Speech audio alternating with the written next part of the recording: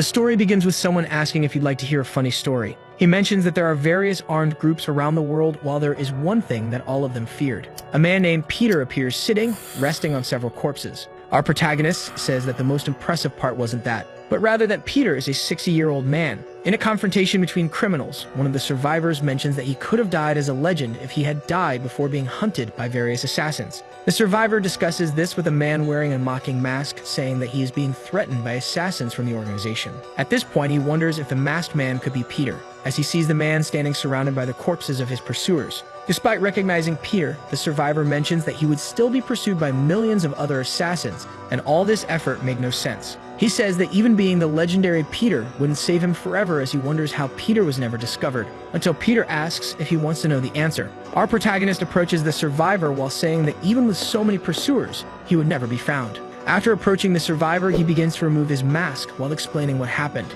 At this moment, the survivor is impressed with what is revealed to him.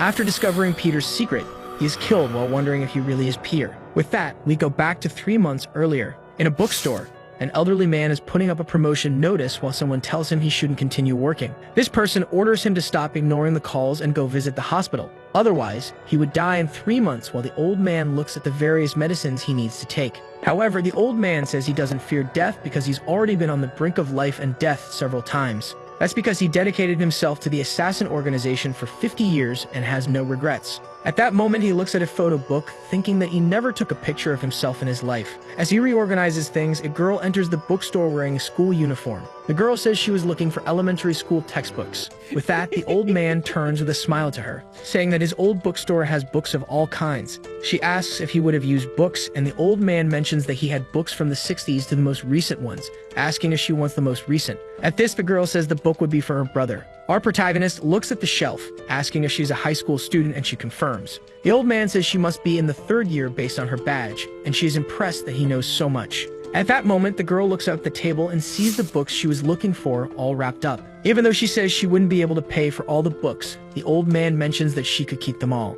After unwrapping the books, he mentions that at least the books could be used instead of gathering dust. The girl tries to refuse, and the old man mentions that he could see how much she loves her brother, asking her to be good to him while she can. Otherwise, she might regret it in the future. After accepting his request, the girl asks if he ever regretted anything while he was arranging the books. At this, the old man becomes thoughtful, saying that the longer one lives, the more regrets they have. But he knows there's nothing that can be done, as he remembers a girl being taken away with someone saying it was the only way they could survive. The old man mentions that there's nothing one can do about the things they regret. He mentions that even though she might not understand what he's talking about, she should take care of her brother so as not to regret it later. With that, the old man tells her to leave, saying he wouldn't kill her if she left and ignored trying to kill him. At that moment, the girl realizes that he knew about her plans from the beginning. Our protagonist mentions that he had already memorized the faces of all the students and confirmed it when he asked if she was in the 3rd year, because the school in that neighborhood only went up to the 2nd year, making her understand that she was following his plan from the start. The old man also mentions that she couldn't hide the smell of blood on the knife by using any perfume, since he had smelled that scent his entire life. Seeing that her plan was compromised, she insists on trying to kill him, even knowing that he was aware of it from the beginning. But at that moment, she hesitates, realizing that even though she is the one arm, she feels that this would end with her dying. At that moment, the old man has a firm look that surprises her until he shows that he has arranged the books she had requested. Our protagonist turns back, saying that he had noticed that the part about her brother was true, and asks her to take the books. He mentions that he has done this for so long that he recognizes things just by looking. With that, he mentions that the girl is from the Glory Orphanage, just like he was, and that she hasn't learned anything despite having the same teaching method from his time. He mentions that in this organization, they have a response in case the mission fails. With that, he leaps towards the girl, saying that the response would be for Plan B to come into action. The old man grabs the girl by the neck while pushing her, confused about this idea of Plan B. At that moment, she looks up and sees 2 assassins emerging to kill her. Peter stays in front of her to protect her from the assassin's gunfire. He explains that Plan B would be to neutralize the agent sent along with the target. The girl then watches Peter, noticing that he has been shot in the stomach while protecting her. But they are still being targeted by the assassins, and Peter continues to protect her.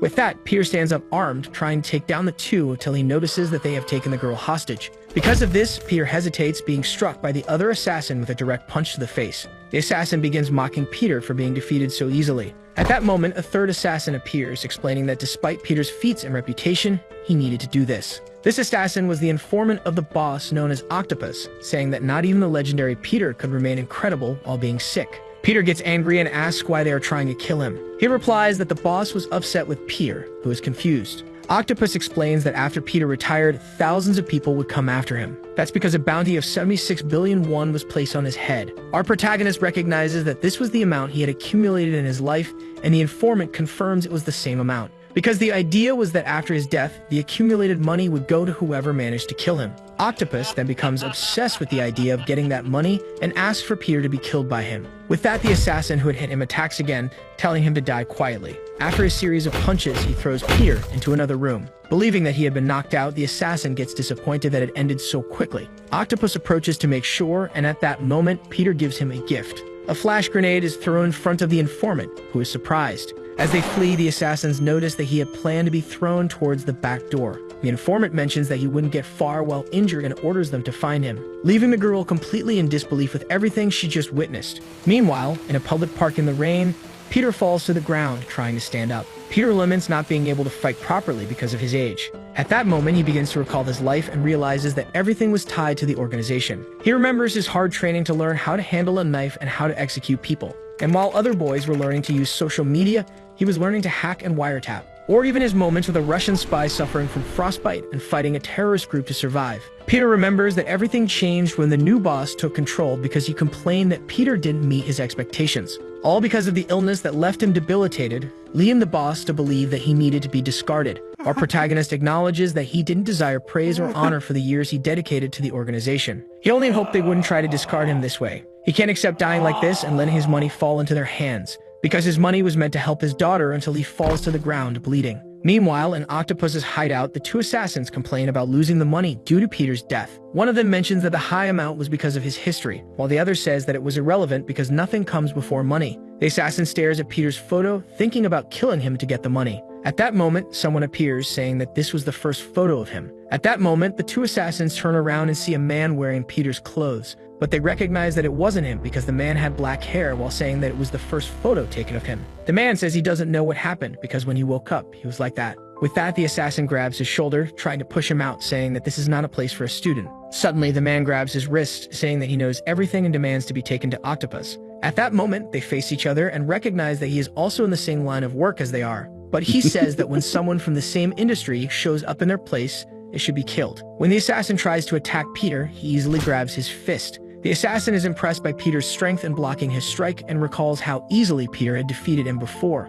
Peter crushes the assassin's fist with his hand. While one of the assassins feels his hand being destroyed, the other tries to surprise him from behind with a knife. But Peter manages to counter and lands a series of punches that easily take down the assassin. After knocking him down, the first assassin grabs the knife, asking who sent him. With that, Peter begins to explain that assassins who master cutlery are third class, while those who master all weapons are second class, observing the surroundings. He then picks up an octopus, saying that first-class assassins can use anything as a weapon. The assassin is astonished at him trying to use an octopus for defense, but ignoring his comment, the assassin charges at Peter to attack him. Peter uses the octopus like a whip to disarm the assassin from a distance, shocking him. Then he uses the tentacles to strangle him. After that, he throws him against the pots and tosses him into a pot full of boiling liquid using the octopus. As he throws him into the pot, he ends up destroying it. The assassin lies on the ground, wondering who this man could be. Peter picks up the photo they took of him, remembering Octopus's comment about his bounty. He looks at the photo, wondering if that was the only photo they had of his face. He then mentions that he had become a younger version of himself when he opened his eyes after that attack.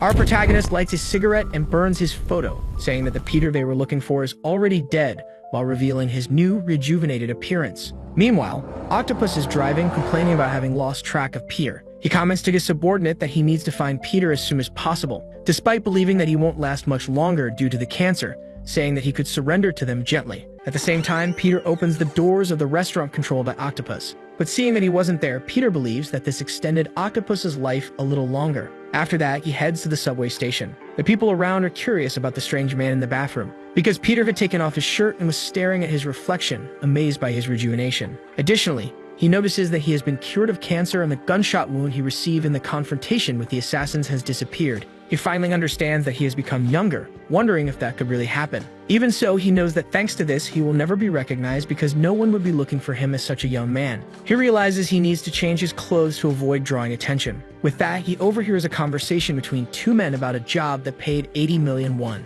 It turns out they had swindled a guy who was looking for money for his mother's medicine, and the two mock the guy for not reading the contract properly. The two continue talking while smoking in a prohibited area, discussing the fancy clothes one of them is wearing. He mentions that these clothes are useful to motivate victims to sign without thinking twice when they see his wristwatch. Peter approaches them, telling them to put out their cigarettes because it's a no-smoking area. However, this irritates the men who complain, telling him he should use formalities with his elders. One of the men slaps Peter in the face, telling him to leave while he's still in good mood. After that, Peter walks toward the bathroom door to avoid trouble with those two who laugh at him. But then he locks the door, wanting to end this quickly. At that moment, he goes back to the two men, who start complaining again about him bothering them. Our protagonist rolls up his sleeves, saying he will show them what happens to those who don't show respect for their elders in the East. The man who slapped Peter intends to deliver another slap to get rid of him quickly. But at that moment, Peter hits him with two precise strikes, knocking him down. His partner pulls out a knife and threatens Peter, saying that he doesn't know who they are. But Peter says he recognizes that knife and that the guy is holding it the wrong way.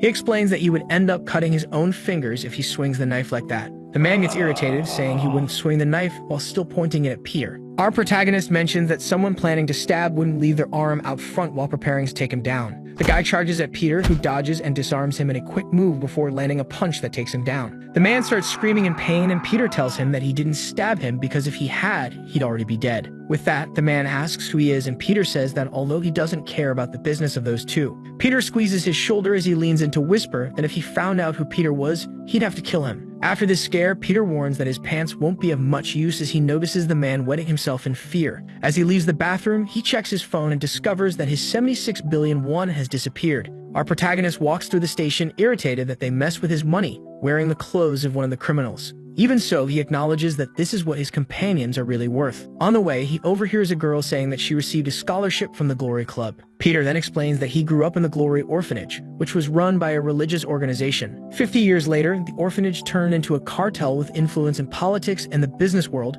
using a front called the Glory Club. Peter mentions that this was the organization he was part of and that now he will go after it to destroy it with his own hands. Meanwhile, in a butcher shop, a criminal finds himself being threatened by someone coming to capture him. That person threatening him was Octopus, who said it wouldn't take much to defeat him since he wasn't Peter. The criminal taunts, saying they would die young if they relied solely on Peter, and Octopus asks who cares if someone dies young or not. Octopus orders to finish this quickly so it will be less painful for him. With that, the criminal starts laughing, thinking Octopus was showing off too much. He then reveals that he had called his companions from the Vacna mercenary company to solve the problem. That criminal knows that Octopus wasn't one of the 12 apostles of the Glory Club and doesn't understand why he was so confident. He then orders his subordinates to take down Octopus, and they all charge at him. Shortly after, the criminal is surrounded by blood and trembling in fear on the ground, seeing something absurd that didn't even seem human. Octopus says he found it very easy to deal with the subordinates he had brought, as he contorts his body in an inhuman manner, twisting the body of one of the subordinates using his hyperflexibility ability. After getting rid of the subordinates, he charges at the criminal, who becomes desperate. Back at his restaurant, Octopus learns about the attack Peter caused on his subordinates. He asks if there really wasn't any evidence left, and when it's confirmed, he believes there's only one person capable of doing that. Octopus mentions that Peter was behind it and imagines that he's starting to kill his men while the girl continues to follow him. But he remembers that the bounty on Peter would drop soon, and he should get rid of him as soon as possible. With that, he orders the girl to report as soon as they know Peter's whereabouts while she recalls everything she's been through with Peter. As they arrive at the restaurant hall, they see someone there and his subordinate says they were open. He asks if the man sitting there had made a reservation. The man says he didn't have a reservation, but a grudge. Octopus asks if it had something to do with money, and Peter mentions that it had to do with a large sum. With that, he mentions the amount of 76 billion, knowing it would affect him. At that moment, Octopus orders the doors to be locked and mentions that he wouldn't leave there alive for having some connection with Peter. But since Peter no longer looks the same, Octopus doesn't recognize him and wonders who he could be and what he's planning. He imagines if that man could be Peter's son or disciple and knows it couldn't be either of the two. Realizing he might get information from him, Octopus decides to give him two options. One of the options would be to tell where Peter was and be able to leave alive, while the other would be to stay silent and be killed by his subordinate. Our protagonist starts provoking him while eating the dish on the table, which irritates the informant. He mocks him, saying that no one has ever survived after hearing this. But then he says there could be a third option, revealing that he is Peter. Octopus stares at him, not understanding what Peter was saying. Peter continues to provoke him, saying that despite being so young, he heard very poorly, and that it was he who killed his subordinates. Though Octopus understands that he killed his subordinates, he doesn't believe he is Peter and wonders why he did it. He then orders the protagonist to tell the truth, stating that the weapons were real and asks what his relationship with Peter was. After glancing at the girl behind Octopus, Peter decides there's no other option and decides to speak. He picks up the food, saying that Octopus just needs to kill him, which would make everything simpler for him. Octopus orders his subordinate to at least make sure he can still breathe, and the subordinate points his gun, confirming he heard the order. But at that moment, he is struck by something in the neck as he tries to fire. As he falls to the ground, the girl notices he has a chopstick in his neck. She realizes that he hit the man's vital point while the other chopstick was lodged in the gun barrel. She stares at him, thinking that he was the same age as her and that there was no one in the Glory Club or even in the country with such skill. Then Octopus gets quite excited, saying he liked the boy, thinking it was purely luck, and asks if he would like to join them. Suddenly, Octopus pulls out a pistol and unloads it in a fury against the boy. But Peter manages to protect himself using the table to shield from the bullets. The informant mocks him, saying that he was still too young, and asks if he didn't know that you can't protect yourself from bullets using a table. With that, Octopus approaches, reloading his weapon, asking again where Peter was and telling him to join them because it would be a shame if he died there. He gets close to the side of the table to finish Peter off once and for all. But then he notices that the guy is gone and that the red liquid spread around is just sauce. Octopus continues searching for the boy around the place to get rid of him. Little by little, he starts to lose patience, thinking that he couldn't be a ghost to have disappeared like that. Then he finds Peter hanging from a part of the pillar with his mouth full of something. Peter takes advantage of Octopus turning to him and spits all the sauce he had in his mouth directly at his face. With that, he strikes Octopus' arm to disrupt his aim. Right after that, Peter uses his other hand to dismantle his pistol. After disarming him, Peter begins to hit Octopus, who is unable to react. The informant notices that he was incredibly fast and wonders if he really was just a kid. Peter finishes his enemy by completely twisting his neck. Octopus is impressed by the boy's skills because he has never encountered anyone as skilled as him. At that moment, Octopus remembers his training, which mentioned a tactic of taking advantage of a moment when his opponent's guard was down. He recalls that at that moment, he created an ability that only he could use. His flexibility ability was very useful in training, where the trainers made him push harder each time to be able to kill his enemy. But he had already been warned that the most dangerous thing to do was to turn your back when you think you've won because you can't trust yourself too much. With this in mind, he was confident that he wouldn't lose to anyone. Suddenly, he grabs Peter's leg and wraps himself around it to immobilize him. After trapping him, Octopus begins to twist Peter's body. Octopus mentions that he has been in this business since the boy was born and that he has much more experience than a rookie like him. He then finishes Peter off until he hears someone asking how long he has been there. The informant looks up and sees Peter watching him while he was holding someone else. With that, he realizes he was contorting the body of his subordinate, who had already been killed. At that moment, Octopus recognizes that his time in this business was telling him that the boy was going to kill him. He understands that this boy might be even better than the 12 apostles of the Glory Club. Understanding this, Octopus cowers and asks to negotiate. He then grabs his subordinate and says he would hand her over because even though she has no experience in the field, she would still be useful. The girl tries to refuse while Octopus orders her to stay quiet because he was trying to negotiate with the boy. Peter agrees and Octopus is pleased, saying that he was a smart young man. With that resolve, the informant flees, saying he would pretend he didn't see anything and that Peter could do whatever he wanted with her while thinking about finding out more about the boy. But Peter mentions the do-or-die tactic that Octopus had recalled earlier. This triggers Octopus to remember his training and everything the boy had said,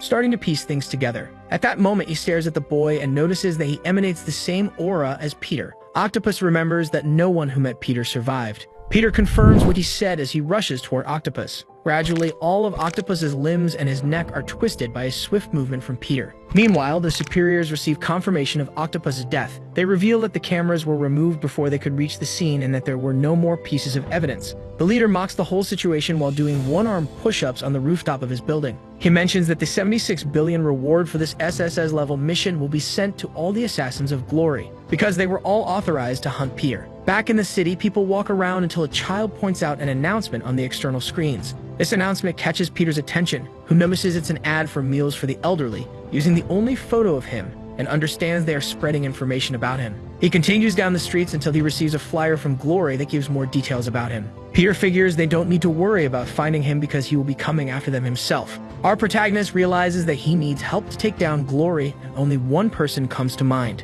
However, this person makes him quite uncomfortable. Meanwhile, in an abandoned and barricaded place, he arrives there and is struck by the sight of the place full of people sleeping on the floor, realizing that more and more people were ending up there. After dodging the sleeping homeless, he approaches a wall, searching for something among the organ sale and prostitution ads, until he finds a gap and, upon touching it, reveals a secret passage. Descending through the secret passage, he finds a luxurious place. Peter recognizes that the place has been restored, imagining it must have cost a lot of money. Then someone appears nearby, threatening him with a point close to his neck. He says that silk clothes and jade china weren't necessary for that person. That's because the person is a blind woman, holding her cane pointed at him while her guide dog stares at him irritably. The woman smiles, saying that even though things had been calm, it seemed like she would need to take care of some bodies. At that moment, she begins to smell him and notices that Peter doesn't smell of alcohol, indicating that he wasn't one of the vagabonds in the area. At the same time, she realizes that he had such a strong thirst for blood that he couldn't be just any thief. To protect herself, she tries to strike him with a cane, asking if he was sent by Glory while Peter dodges the blow. Even though she insists on trying to hit him, Peter continues to evade her attacks, at least until he's cornered against the wall, making her point the cane at him. The girl throws her cane, telling him to be careful because the wallpaper was expensive, and Peter dodges the attack again. He stares at the cane embedded in the wall, starting to think about something. Peter wonders if she's really blind because her skills are incredible, and she even praises herself, until he manages to stop her attack by grabbing her leg and flipping her upside down. Finally, he throws her onto the sofa to end the fight, but then she pulls out a knife, saying she didn't expect Glory to have someone as skilled as him. At that moment, she notices that he no longer had a thirst for blood. She mentions that although it wasn't pleasant to kill someone so skilled, someone had to die at that moment because it was part of their job. With that, she orders her dog, Alexander McKing, to attack him, and Peter notices the dog charging at him. However, McKing ends up being tamed by Peter, which impresses the girl. After they resolve everything and Peter explains what happened, she is astonished to notice that Peter has rejuvenated. The girl touches his face, noting that his skin is much smoother, and wonders if this is really possible. Suddenly, she throws herself on the floor along with McKing, leaving Peter confused. She asks if this was the position in which he had died, saying that she would like to try it too. At that moment, she approaches him again, saying that the method might be the key to the issue, asking what had killed him so she could try the same. After Peter playfully taps her on the forehead, he begins to explain his plan, causing her to question how he intends to confront Glory. Peter mentions that he plans to enter the Eye of the Storm, which leaves her quite confused. Our protagonist explains that he will take advantage of Glory's search for him to place them in the palm of his hand. To do this, he intends to become an assassin for the Glory Club. The girl becomes worried, and Peter acknowledges that it sounds crazy. But then she remembers that since he rejuvenated, no one recognizes him anymore. So while they're all searching for Peter, they'll actually be in the palm of his hand. This thought excites her, and she says that he's a terrifying man, to which Peter responds that she's even more so. However, the girl reminds him that it would be impossible to become a Glory assassin without having come from the Honor Orphanage. She mentions that even he came from that orphanage, while this young version of him is just an outsider who couldn't become a Glory assassin. But Peter says there is a way. The next day in a building, someone asks what he is seeing in front of him. A group of girls is impressed by the handsome new student who is there, trying to catch his attention. It turns out that Peter's plan is to become a student at the Divine Honor School, and thus he becomes the new hot student of the school. To maintain his cover, he uses the name Kim Sunmu, which the girls, mesmerized by him, even say is a very sexy name. At that moment, a girl approaches, inviting him to the auditorium, and when he responds, the girls are once again impressed by his beautiful voice. As he heads to the auditorium, one of the teachers asks which girl is his type until she is scolded by someone else. Our protagonist explains that although it looks like a normal school from the outside, it is actually a school for assassins, with students being discreetly taught in the assassins class. His goal is to enter that class and become an assassin while blending in with the students at the school. Upon arriving at the auditorium, he receives a message from the blind girl, reminding him that the class only accepts children from the orphanage and asking how he plans to get in. He mentions that there is a rare exception. The girl is astonished that he plans to go that far. Sungu steps onto the stage and begins to introduce himself to everyone, leaving them impressed. His speech includes his hobbies and talents, and he concludes by saying that he wants to become an assassin. At that moment, everyone is shocked by his statement, including the blind girl and the dog. But this was the plan, because with his speech, Peter caught the attention of the assassins class, knowing that this would get him recruited by them. To calm the situation, he mentions that he wants to be an assassin who is also good at academics. This motivates the students who recorded the presentation to start mocking him. But then a guy appears, pushing a girl who was recording the presentation. A group of students gathers in front of the protagonist, who recognizes that his plan has worked. Then the guy who pushed the girl asks if he had seduced a girl named Yejin, leaving Peter confused. The guy starts crying while complaining about the protagonist. It's revealed that his name is Yang Yisul, and the girl he mentioned was his girlfriend for 22 days and the most adored girl in the school. But when Peter arrived, she started getting excited about him, and Yang says she was stolen by the newcomer. Yang decides to take revenge on him and charges at Peter while he tries to talk. That boy is known for having managed to conquer the entire Mapo district with his fists. But when Peter retaliates, Yang feels death approaching as the protagonist stares at him with a fixed gaze.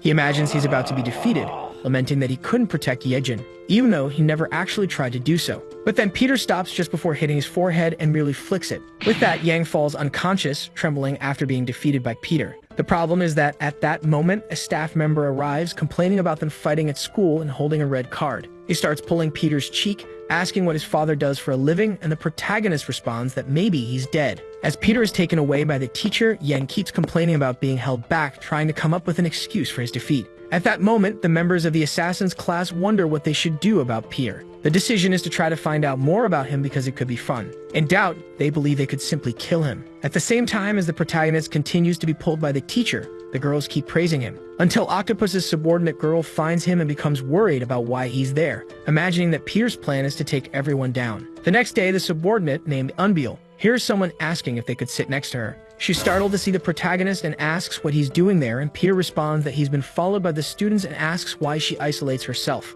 Unbeal says she's not hungry, even though she's taken an absurd amount of food, which surprises Peter. At that moment, she begins to remember their last encounter. Peter had told her to say that the old Peter was responsible for the deaths, and that by doing so, she could be saved. The girl worries, asking why he's come after her when she kept her promise, and Peter mentions that he wasn't coming after her. She complains that because of him, the company has been spying on her, asking if he knows how difficult it's been for her. Even though Peter says she should thank him since she's only alive because of him, Unbeal asserts that she survived on her own. But Peter mentions that she doesn't fully understand how terrifying this place can be, nor who he really is, while the girl asks what he could do. At that, the girl decides to leave while Peter asks for her help because neither of them knows anything. Peter says he's counting on her help, taking the opportunity to reveal that he knows her real name, which is Lee Yuna. But when she turns back to him, Peter is gone. A few days later, a school's athletic competition begins. During the event, we meet the school's running record holder, Jonathan, as he runs, imagining that it will be the day of his retirement. That's because Peter is surpassing him with great ease.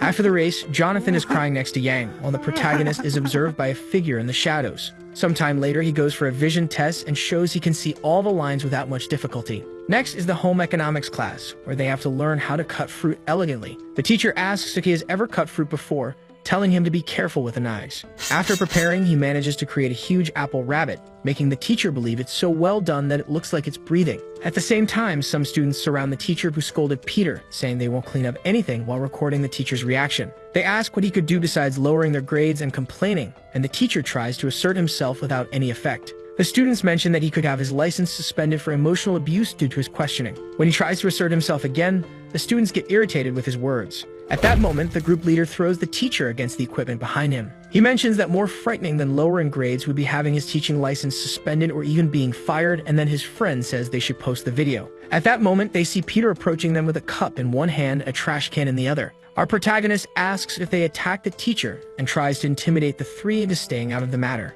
Peter asks what will happen if he doesn't, and the leader spits on his clothes and starts laughing afterward. Seeing that the newcomer is staring at him seriously, the leader tells him to leave quietly, and Peter questions again what will happen if he doesn't obey. This irritates the group leader, who decides to go after him. But Peter easily dodges each blow he attempts, causing his friends to taunt him for not being able to hit the newcomer. As he wonders why he can't land a blow, Peter hits him with a kick that knocks him face first to the ground. Because of this, his friend decides to finish Peter off, approaching him from behind with a brick. However, the newcomer quickly moves and destroys the brick in his hand before he can even realize it. With that, the three apologize to Peter, and then to the teacher, for what they did. After that, they run off, telling him to wait because justice always prevails, and Peter emphasizes that's why he won. Our protagonist turns to the teacher, asking if he's okay, and the teacher tries to scold him. But pretending not to hear, Peter notices they forgot the phone they were using to record the teacher's humiliation. The teacher asks if he has always been like this as a student, until he tries to land a direct kick to Peter's head while he is distracted. Peter defends against the strike, showing that the teacher was right to suspect that he had something different.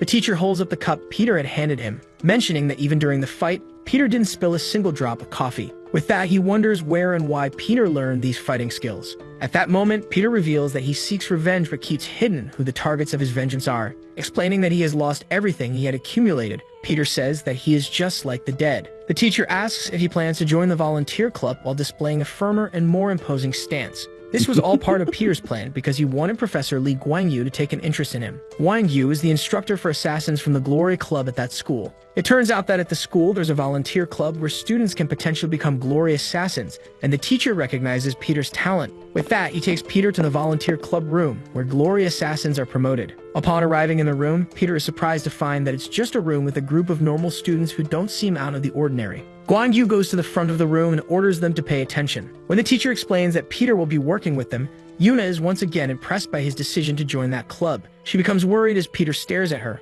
while he wishes she wouldn't say anything. To try and help her relax, Peter winks at her, and Yuna wonders why he did that, imagining she might be his next victim. Our protagonist introduces himself and thanks the group for having him, while noting that the room is too ordinary to be a place where assassins are trained. But then two students become irritated and try to intimidate him. They are Dako Hyung and Dako Ja, who question how an outsider could be admitted when only people from the honor orphanage are accepted into the club. As he recalls that even though he was a member of the orphanage, he couldn't mention it. The teacher suggests they have a simple welcome party. Two students ask if they should do the punch, which leaves Peter confused. What they're talking about is a club tradition called the bloody punch, as they draw their weapons and Peter realizes they have indeed been trained by Glory. However, another group calls him over, saying they will welcome him. Yuna tries to calm everyone down because she knows well that Peter could kill them all. At that, Jay tries to push her aside, saying it could get ugly for her too, while Yuna thinks to herself that she's trying to save them all. With that, the Dako brothers approach him, trying to figure out if he really knows how to fight or if he's just a talker.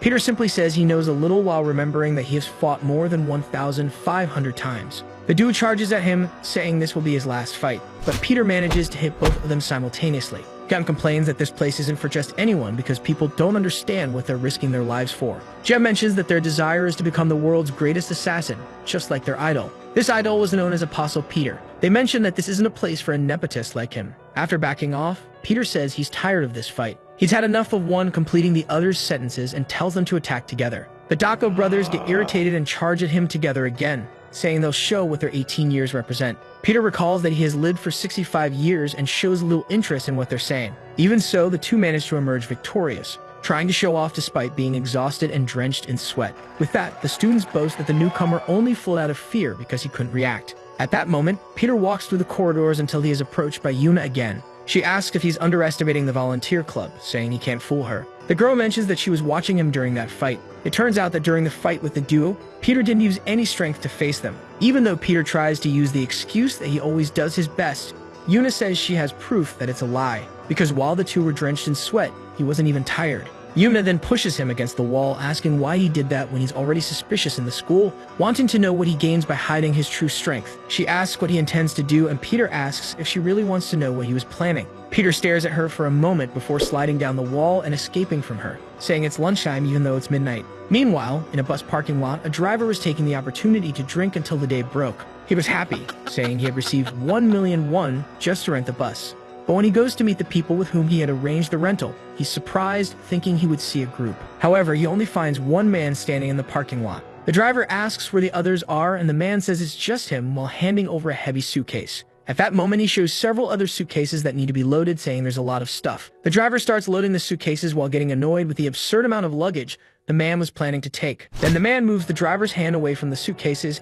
asking if he would like to make a bet. The man approaches him and asks him to try guessing what's inside those suitcases. After being startled, the driver continues the journey, remembering that he didn't accept the bet while watching the man through the rearview mirror. During the trip, the man sits calmly and serenely with his arms crossed. At the same time, the driver recalls what he saw at that moment. One of the suitcases he carried was moving. Back at the volunteer club, the teacher mentions they will have a guest, the president of the Deha group, Choi Unchang. He says he will separate the students into teams and the winner will receive a volunteer certificate with the president's recommendation. This means that the winning team would become assassins, and both Yuna and Peter recognize that this would be the best chance to get promoted. The teacher explains that their mission is a recovery one. It turns out that recently there have been many kidnappings of teenagers, and the problem involves one of those kidnapped children, because he is the only son of the group's president. One of the students wonders why this would be their mission and not a police job. The teacher explains that the reason is that the president wants revenge. He mentions that the mission is limited to rescuing the president's son and asks the students who wish to participate in the mission to raise their hands.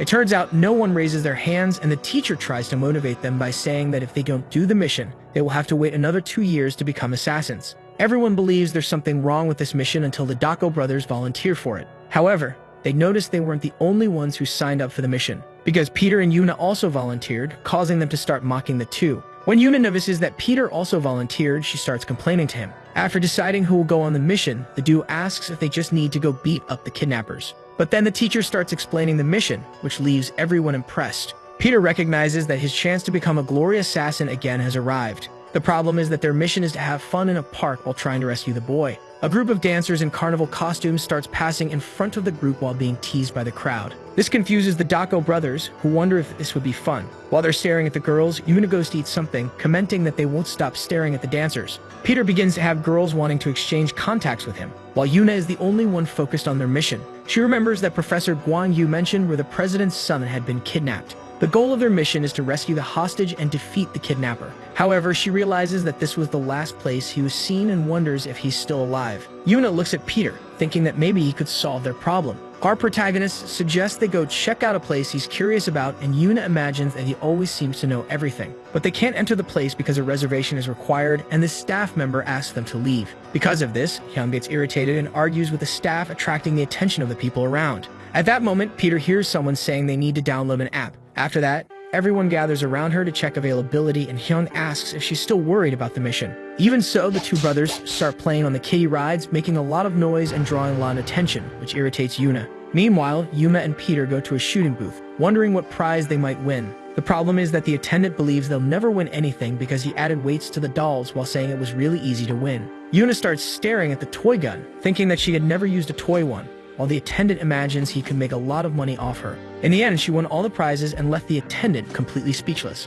While everyone else enjoys the amusement park, Peter observes the place from a distance, until his companions call out to him, making him realize that the group was having a great time. Our protagonist imagines that this might have been the first time they'd been to an amusement park, considering what their childhoods must have been like. Because of that, he believes the best thing is to let them have as much fun as they can, since there's no telling when they might have another chance. After a while, Yuna manages to slip away from her friends, taking the opportunity to eat and think about the mission. At that moment, she notices something strange as she's able to connect to the president's son's AirPods. She realizes that he must be nearby, but she's confused because the signal is coming from the women's restroom. Yuna imagines someone might have taken his AirPods and wonders if she should call her companions. She decides to enter the restroom first to get an idea of the situation. At first, she doesn't see anything unusual, even though the AirPods signal is coming from a girl applying makeup. Afraid she might be wrong, Yuna decides to talk to the girl carefully, not revealing too much, while keeping a friendly smile. The problem is that her smile is so sinister and sadistic that the woman gets scared. At that moment, the woman's boyfriend shows up and she says that Yuna came up behind her trying to hit her. Hearing his girlfriend's comment, the guy approaches Yuna,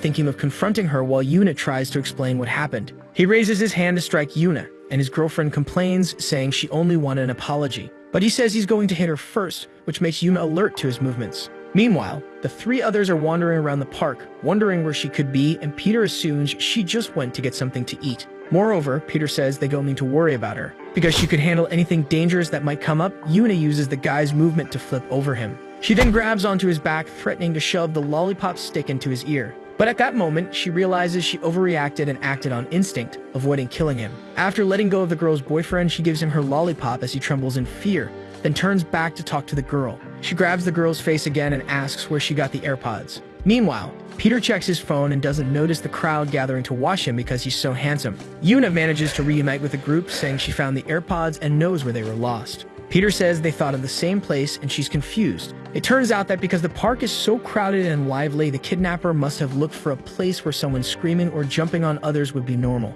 He points out that although the tickets for the haunted house showed as sold out, they hadn't seen anyone going all day. Yuna and Peter realize that the place they should be checking is the haunted house. The Dako brothers say the fun is over and they should focus more on the mission because they don't know what might happen. But Hyung keeps holding onto Yuna's clothes, irritating her as she says he claimed he would lead the way. While Hyung and Yuna argue, Peter continues staring ahead and walking forward, confused, because there was no one at the attraction. He recognizes the danger and tells them to be prepared, which confuses Hyung. Our protagonist mentions that their mission is about to begin. But at that moment, Peter realizes the true purpose of this mission. The purpose was for them to be kidnapped by the culprits to get close to the hostage. Before passing out, Hyung manages to see a man approaching them. At that moment, Professor Guan Yu bursts into the director's office, furiously demanding that he call the students. The director says he can't reach them, and Professor Guan Yu mentions that this mission wasn't so simple. He then mentions the name Park Sang-do, which makes the director concerned, because Park Sang-do was a former apostle candidate who was expelled from glory for being uncontrollable. Even so, the director mentions that there shouldn't be any problems because the students have learned enough and could handle it.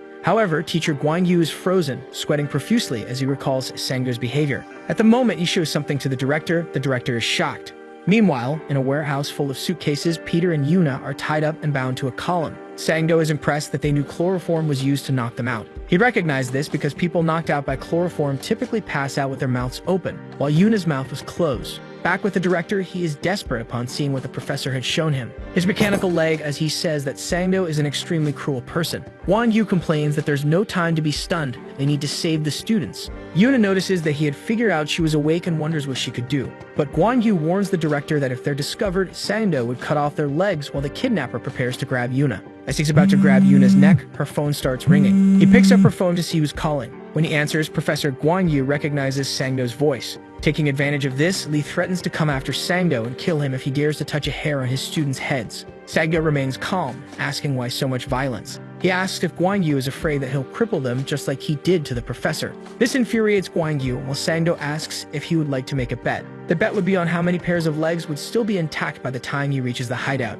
If he guessed correctly, Sangdo would spare the president's son, and ask the professor what he would like to bet if he was wrong. The director is surprised to see Guan Yu trembling with fear at the situation. With this conversation, Guan Yu becomes desperate, demanding to know where they are and trying to talk to Yuna and Peter. At that moment, he orders them to search quickly because they must have already become targets, while Sangdo warns them to hurry because he will start soon. Yuna opens her eyes and tries to see if she can talk to Peter, noticing that he was really sleeping, which irritates her because he's asleep in such a dangerous situation. She starts thinking about what can be done while taking off one of her shoes. Peter asks what she's doing as she puts her foot on his face, revealing that he wasn't even asleep. The girl says she was trying to wake him up by pinching him, and Peter teases her. After that, she starts hitting her bound wrists against her legs, saying she's using what she learned in training. But at that moment, Peter shows that he's already free and asks what she's still doing, revealing that he had freed himself some time ago. It turns out he had freed himself discreetly in case something happened. Yuna tries to explain that the kidnapper was a former member of Glory, and Peter says he already knew that. He asks if she likes making bets, which confuses Yuna.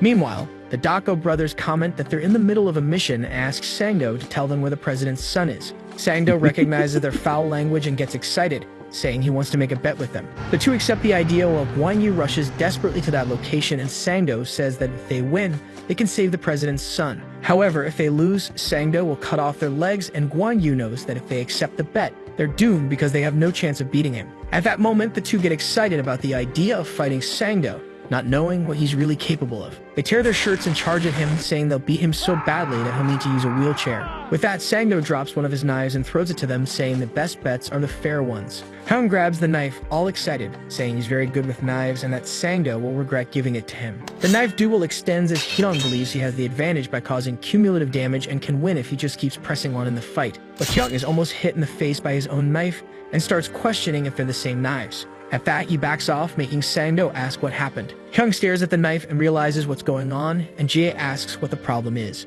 It turns out the knife he received wasn't sharpened, and Sangdo looks at them with a sadistic smile. At that moment, Peter and Yuna arrive in the room to help, but Hyung tells them to stay back, which impresses Yuna. They say this fight is theirs and that the two of them can't interfere. They believe that if they can't win this fight, Yuna and Peter won't have a chance, so they must stay behind. With that, the two prepare to fight, saying that Sangdo doesn't know what their motivation to fight is. At that moment, they remember the last challenge at the orphanage, called the Hell Month. In this challenge, instead of receiving water or food, they were given only a pistol with a single bullet. Their goal was to survive amidst the wild beasts that surrounded them during this challenge. They recall that the bullet was used for various reasons, such as hunting or betraying their friends. In some cases, it was used to free themselves from that nightmare. However, the two refused to give up and tried to survive by any means. Throughout the challenge, they kept the bullet they received, because they knew that the two bullets they had would determine their fate someday. After that month ended, they discovered they were the only survivors out of 181 children from that generation of the orphanage. During that time, they heard about a boy their age who became known as Apostle Peter,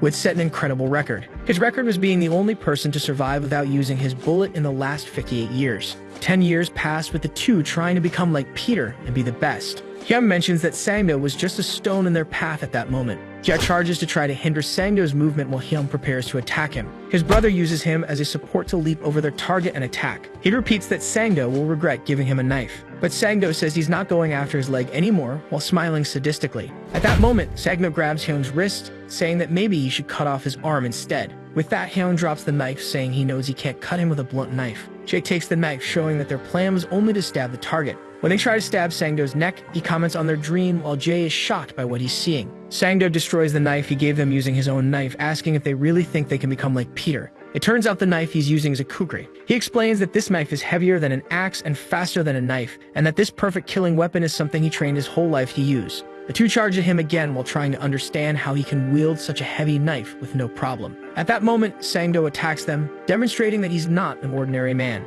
In a quick movement, he strikes all their limbs and knocks them down with no effort, making them realize that this guy is a monster. After being knocked down, they plead with their partners to run away. Yuna panics and Sangdo mentions that he won't kill them because they're just kids, but he says he will collect his reward from the two. He then prepares to cut off a leg from each of them. Meanwhile, Wan Yu continues to panic, wishing that Sangdo won't harm his students, willing to give up his other leg to save them. That scene shocks Yuna, who becomes worried that he might actually cut off their legs. At that moment, he hears someone offering to make a bet. Peter offers his arms and legs, saying he's willing to give up even his neck, which catches Sangdo's attention. This excites him and he accepts Peter's bet, acknowledging it as expected of the Glory member. Once again, Sangdo hands a knife to his enemy, saying the conditions must be fair. Yuna panics, afraid that Peter might take the knife, but he refuses. Our protagonist shows a floral tray, saying that it's more than enough. Sangdo starts laughing, saying that Peter is hilarious, while Yuna goes to help her partners. Sangdo then charges at Peter, saying he won't go easy on him. When he tries to land his first strike, Peter dodges with a step back. At that moment, Sangdo starts a series of attacks and notices that Peter is using the tray as a shield, recognizing it as a good idea. However, he asks how many attacks the tray can really withstand. Meanwhile, Wang Yu is worried about what might be happening, afraid that another tragedy might occur. The tragedy he fears so much is losing everyone again to Sangdo. Wang Yu starts to remember the day Sangdo was talking to a croupier, asking her to make a bet with him. He asks if she believes he can get out of there alive or not, while saying she should bet all her chips on his survival. At that moment, he was surrounded by men holding chainsaws with a betting table damaged from the fight. The leader of the assassins explains that Sangdo was causing so many problems for the company, and that's why he needed to be stopped. They mention that he had been fired, and Wang Yu remembers that this team was composed of veteran B-rank assassins. Regardless of skill and experience, it shouldn't have been possible to face 5 assassins of that level. Yet Sangdo was displaying abilities that seemed beyond human capability as he cut through the assassin's hands as if they were nothing. Wang Yu recalls that it was at that moment when he lost his leg and became useless as an assassin. No matter what weapon was the strongest, what really mattered was how monstrous Sangdo was. And then he landed a strike that cut Peter's tray in half. Sangdo acknowledges that Peter had a lot of luck and asks what happened. Peter stares at the tray while Sangdo remarks that Peter's shield was split in half. Yuna considers intervening in the fight, while Peter mentions that Sangdo had said the knife was a kukri. Our protagonist comments that this knife wasn't made to be used so ferociously and is impressed by his aggressiveness. Then Peter crushes the pieces of the tray and Yuna is amazed to realize that the tray wasn't a shield. Now that it was cut in half, Peter could use the 2 pieces as weapons. While Sangdo tries to appear unconcerned, he realizes that none of this was a coincidence, as it wasn't the first time this had happened. Because when he believed he had cut through the tray in Peter's head, Peter had managed to dodge the attack. Sangdo wonders if he really is a student, saying he doesn't know where Peter learned those tricks. But he admits that it won't work on him, as he throws his coat at Peter to distract him. Using the coat to obscure Peter's vision, Sangdo charges at him. He then executes a series of cuts to finish Peter off. This time, he believes he managed to cut him and notices that Peter was just an ordinary boy, until he sees Peter appear behind him, trying to strike him with a piece of the tray. Sangdo then realizes that he had actually cut through a pillow. Just before being hit by Peter's attack, he manages to back away by taking steps backward. Sangdo understands that Peter's intention was to strike his carotid artery to kill him, and that he only managed to protect himself by using his hand. He asks if Peter is really a student while taking a battle stance. At that moment, he understands that the tray wouldn't cut through thick clothing or block his knife. So Peter's plan was to target his neck, and then he charges at him. Peter initiates a series of rapid attacks that Sangdo can't fully keep up with. Sangdo stops wondering if Peter is a student and starts questioning if his enemy is even human. Yuna understands that the kukri's movement destroys everything around it when swung, and if Peter were hit, he would die. But she also notices that Sangdo is much slower than the protagonist. This was caused by the weight of his weapon, and if the fight dragged on too long, Peter would win. However, Peter is slightly hit on the face, which worries Yuna. Sangdo mentions that to kill cattle, he needs the right tool and then pulls out another knife. He reveals that there were knives hidden inside the kukris. Peter remembers that Sangdo's kukri weighed 3 times more than a regular knife. By getting rid of it, Sangdo's speed was no longer affected and Peter loses his advantage. With that, Sangdo begins a series of attacks that Peter must defend against using his improvised weapons. Yuna notices the change in Sangdo after he got rid of the kukris, but she also realizes that those knives were designed for stabbing and wonders why he's using them in this way. Sangdo looks to land a direct strike to finally end the fight. When he's just inches away from striking Peter's neck, his hand locks up and opens. His hand drops the knife and he is shocked by this. Peter asks if he couldn't put any strength into his hand after seeing the knife fall. At that moment, Sangdo realizes what Peter's plan was all along. It turns out that Peter's target wasn't his neck. His goal was to hit Sangdo's hands, and then Sangdo notices his hand completely cut and covered in blood. Our protagonist starts talking about the muscles and nerves in the hands, explaining that they are necessary to hold something. What Peter did was cut each one of them using the weapons. He explains that from the beginning, he had no intention of killing Sangdo. Sangdo begins trembling, incredulous at what just happened. That realization made Sangdo understand that his enemy was no ordinary student, and he wonders how many men that boy had killed so far. Peter mentions that he had warned him that there was no way to win against an iron knife with a silver tray. With that, he wraps the tray around his hand, saying he would show how a rock can be shattered with a simple egg. Sangdo begins to remember his terrible past, being bullied by thugs who hung him upside down from a tree. Every day, he imagined getting revenge on the bullies, but he never had the strength to fight back against them, until one day, they threw 2 dogs at him. The bullies said that if he could beat the dogs, he would stop bullying him, while Sangdo cowered in fear, wishing to die. At that moment, the bully asked if he wanted to make a bet, and this affected him deeply. Hearing that phrase, Sangdo began to get up, mentioning that his legs started to move on their own. He couldn't explain how he managed to advance against the bully and punch him directly in the face, but he understood that betting his life made him stronger as he killed the bully. From that point on, all his fights followed the idea of betting his life to feel powerful. Gradually, these bets became his addiction. That's because he always won his bets, being the strongest of all. But at that moment, he ends up being hit by Peter's fist, wrapped with the tray like a glove. With that, he's thrown to the ground while Peter discards his metal glove. Yuman is impressed by the fight, and Peter charges at Sangdo, who becomes desperate to keep him at a distance. At that moment, Sangdo pulls out a grenade and orders Peter to kneel. Otherwise, he plans to blow up the entire place, pointing the grenade at the suitcases. Sangdo reveals that he had put the kidnapped children inside the suitcases, including President Choi's son. The girl is shocked by his actions, imagining that if he detonated the grenade, everyone would die. The kidnapper mentions that there's a gas pipe in the ceiling that would kill everyone if it exploded. He then orders Peter to kneel again, and Peter tells him to go ahead and try to detonate it. Peter grabs the grenade and shoves it into Sangdo's mouth before he even realizes it. He then explains how a grenade works, saying that Sangdo can't open his mouth or he'll die. After pulling the pin from the grenade, Peter clenches his fists, saying that this is what a real threat looks like. Our protagonist takes the opportunity to beat Sangdo while he has the grenade in his mouth. Afterward, Peter puts the pin back in and tells Sangdo to stop crying and get up. Peter mentions that he's not done yet as he holds the grenade he took from Sangdo's mouth. Sangdo says he didn't want to resort to desperate measures as he tries to get up. Yuna once again worries about what the kidnapper's next move might be. But at that moment, Sangdo kneels down crying, begging them to call it a draw. He promises to pretend that he never fought them and would release all the children as long as they end the fight right there. Finally, Guan Yu arrives at the kidnapper's hideout, worried about his students. But he's greeted by a completely destroyed Sangdo, nowhere near the terrible man he once was.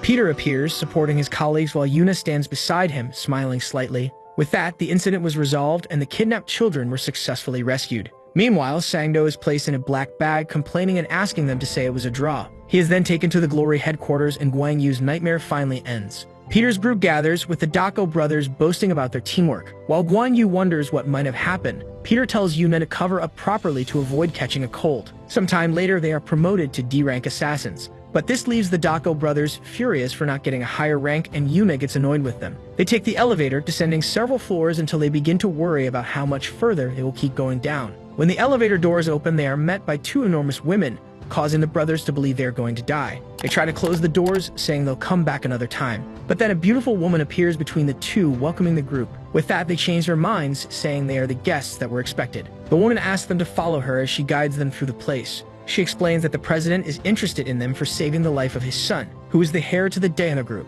She then leads them to a dining room, saying that the president has ordered them to be well taken care of. After that, she takes them to get changed, and the group is given suits. While waiting, the brothers simulate boastful conversations with others, saying they know the president. The girl opens the door to continue their way, making everyone excited. She explains that the main event would be beyond this door. The room was filled with weapons, and the girl explains that the Dana group is responsible for supplying armaments to the Glory assassins. As a reward for the rescue, the president decided to give them as many weapons as they desired. The brothers wonder if they really need firearms. However, since they're being given for free, they decide to take as many as they can. Yuna gets excited about the models of knives they have and that she could take as many as she wanted. But as soon as she reaches out to grab them, she remembers that she didn't do anything that day and doesn't believe she has the right to take anything. The girl asks if anything caught Peter's attention, trying to figure out what he might choose. Peter simply picks up a fountain pen, saying it's all he needs, especially since he's used everything in that arsenal before. At that moment, she receives a message from the president saying that he would like them to be brought to his office,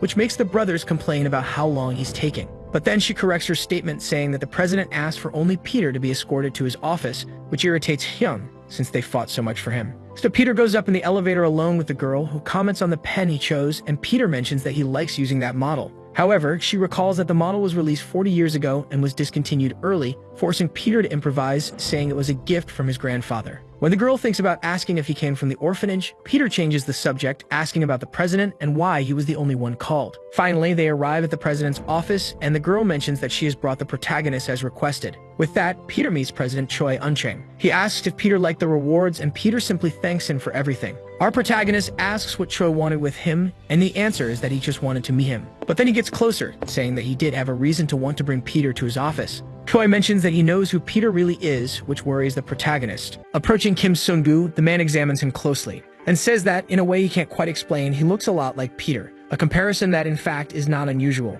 A faint smile escaped his face. On Christmas Eve of 1978 in Namsan, electricity surged through the head of an unsuspecting man. The men want him to reveal the whereabouts of Choi Uncheng, but he refuses to give any sense of information. He had already endured a lot and still did not intend to give in. After smiling, he said that he had already told them the way they had to go to save the boy. They from Korea would have to hand over their missiles to the Soviet Union. This is the only way. Refusal necessarily implies the permanent disappearance of the boy, who would be killed by someone. The president of the company feels unwell upon hearing this, but learned that the United States is sending its best prepared troops to Moscow to rescue the boy. On the phone, a boy is speaking to someone. An armed man is outside the train. He is pointing his gun at a helicopter in the sky. The aircraft explodes into several pieces, lighting up the night sky. The Delta team had been eliminated, and the company president is losing hope. So he decided to go to the Church of Honor. Someone is calling for the priest outside repeatedly. It is Choi Dae-ha, and he says it is an urgent matter. The priest wants to know why the confession is so late, and he then says that his son has been kidnapped by the Russians. With this, the Daega group would give him the necessary support for 10 years or even 100 years if he wished. He only asks that among the 12 disciples he has trained, the best one be sent for this task. However, the priest says he does not understand what he is talking about. Once again, he says that his son has been kidnapped, and the priest tells him not to worry, for God's will shall be done. He only needs to say his prayers, but the man says he needs more than just prayers now. God's missile had already landed in Moscow. Faced with this, the man doubts, as 3 well-prepared teams have been obliterated, and 1 man alone seems insufficient. But he does not know who this man is, for even alone he is more than enough, because his son is the strongest of them all. On the train, the Russians want to know how he got there and if he is alone. In Russian, he tells them that he is alone. Even they don't believe it. Without further delay, the shootout begins as if they were in a slum. One of the Russians tries to hit the intruder with his pistol. However, his agility is such that he passed through the carriage, taking lives with his physical integrity completely intact. He said that their head count matches perfectly, with the number of bullets left in his pistol. Opening the carriage door, a man shouts for him to drop the weapon immediately. If he doesn't do it, the boy's brains will be splattered all over the carriage wall. He had heard of this guy before, the only one left alive wherever he goes, and he didn't expect him to be so young.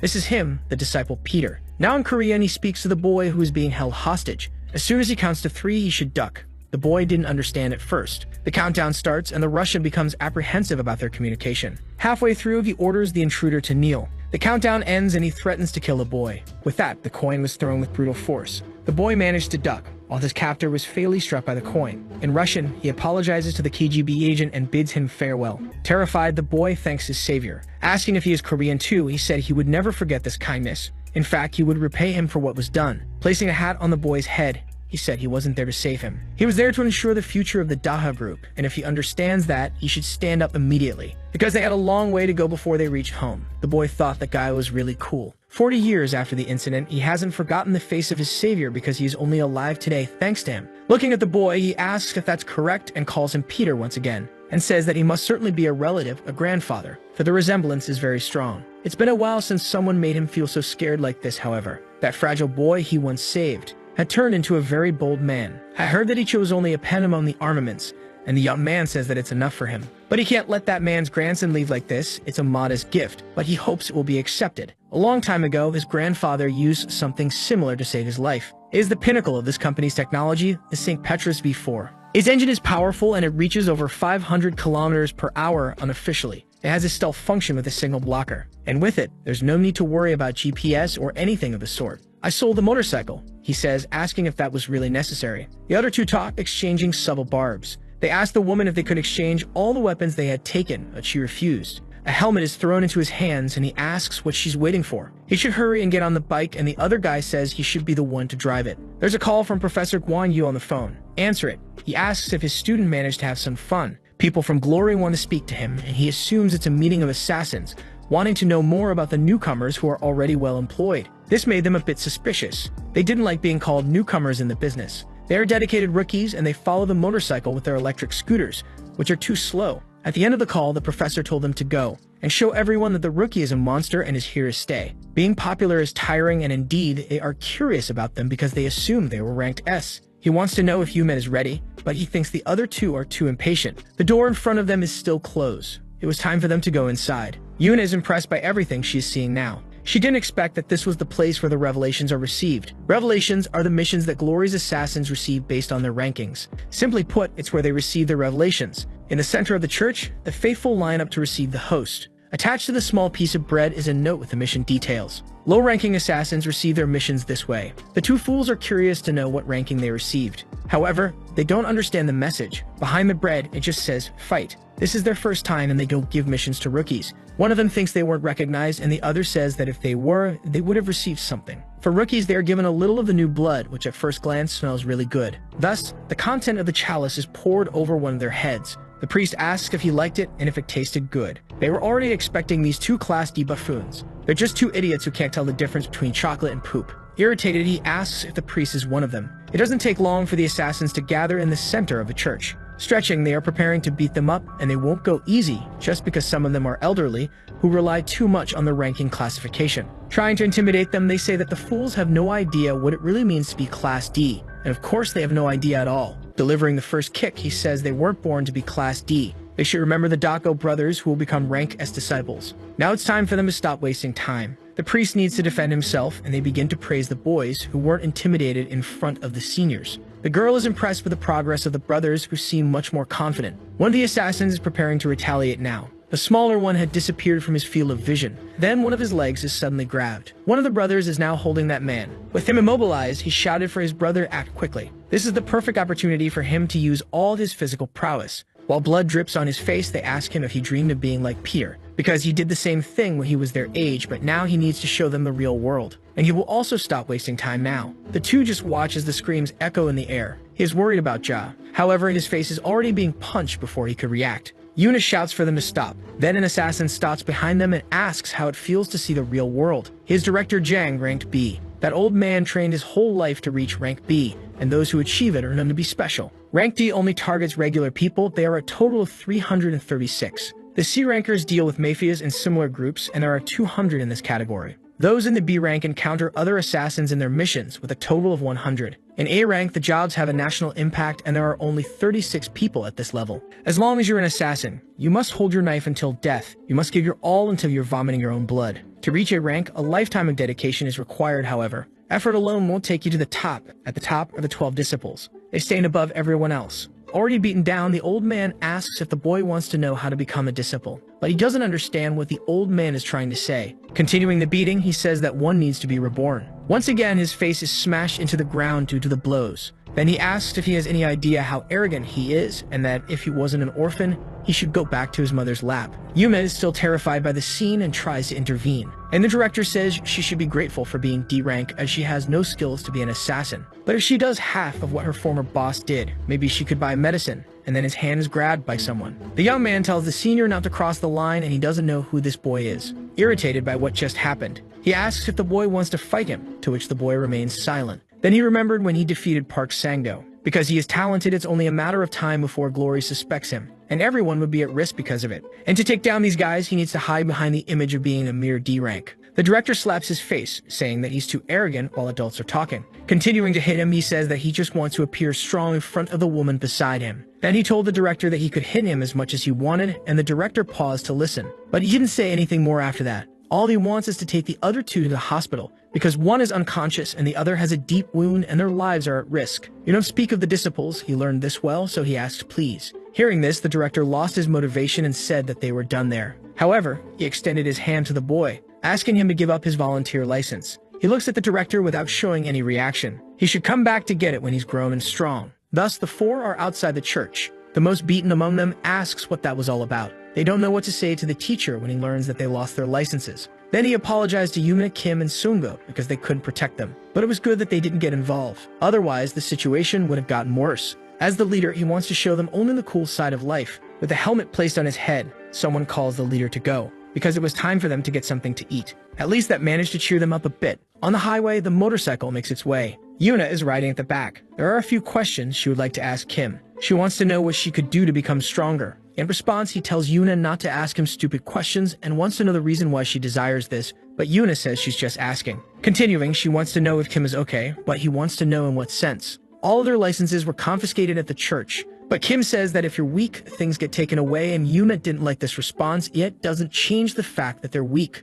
On the back seat, Yuna holds him tighter and tighter. Everything that happened at the church was too complicated. Then she clutches Kim's jacket, feeling desolate. He continues looking at the road ahead of him. This situation was too annoying to deal with. At night, thinking about it is refreshing. Fighting for their place against idiots is too boring. If anything, they can find another job, but among them, there was something special. Without knowing exactly what, the director says it was the one who was with the woman. His gaze was especially violent, and he realizes that there's a man there. And this man says that the boy won't be able to become a man now. They want to know if he came back to take more hits, but he says nothing, and they ask if he ignored them on purpose. Kim wants to know what they really intend to take this matter so far. For the director, the boy hadn't been beaten enough. They was going to teach him a lesson, but Kim interrupted because he was there to show them something. Skills they had never seen before and would never see again, the skills of a rank S disciple. For now, they still don't understand what's happening inside the church. So he asked the boy if he had mentioned anything about the skills of a disciple. He then began to laugh uncontrollably, as he's been in the business for 14 years and has never seen one. The boy doesn't know how the world works, so they are going to beat him up and send him away to reflect a little.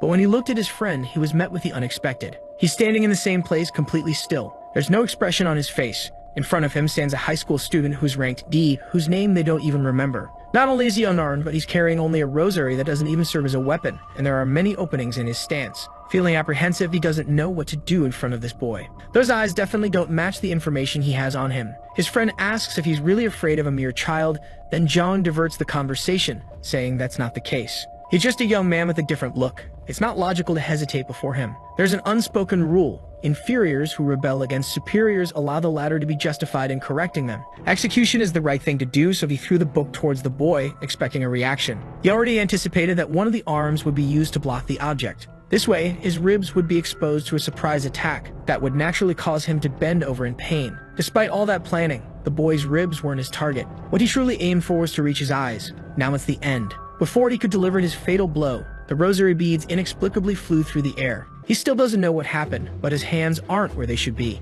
That thing in his hands wasn't an ordinary rosary. While contemplating what happened, the rosary's thread is nearly wrapping around his neck. Its thickness is so thin that it's almost imperceptible to the eyes. In the back of the church, various objects begin to shatter. Around them, the pews are being destroyed without any apparent cause. Everything is happening too fast, and he still can't grasp what's going on. Indeed, there won't be time for him to understand what happened, as his head is asking for a divorce from his body. It was almost a hallucination for him. Terrified, he puts his hands around his neck to ensure that his head is in the right place. Then he's scolded by his colleague, who said that Jong was too distracted at a crucial moment. But it wasn't just distraction in his head. He was utterly terrified. Looking at the young man, he knows he can't do anything against him, because in his mind he's already died thousands of times trying to attack him. With nothing happening so far, the three of them are staring at each other in the church. With his years of experience, he learned one thing. He can sense if he's capable of defeating his opponent before the fight even begins. Even so, he had never felt that before. That boy is simply terrifying. He's on a completely different level than anything he's ever seen in his life. Never in his imagination did he conceive of someone with that kind of murderous aura.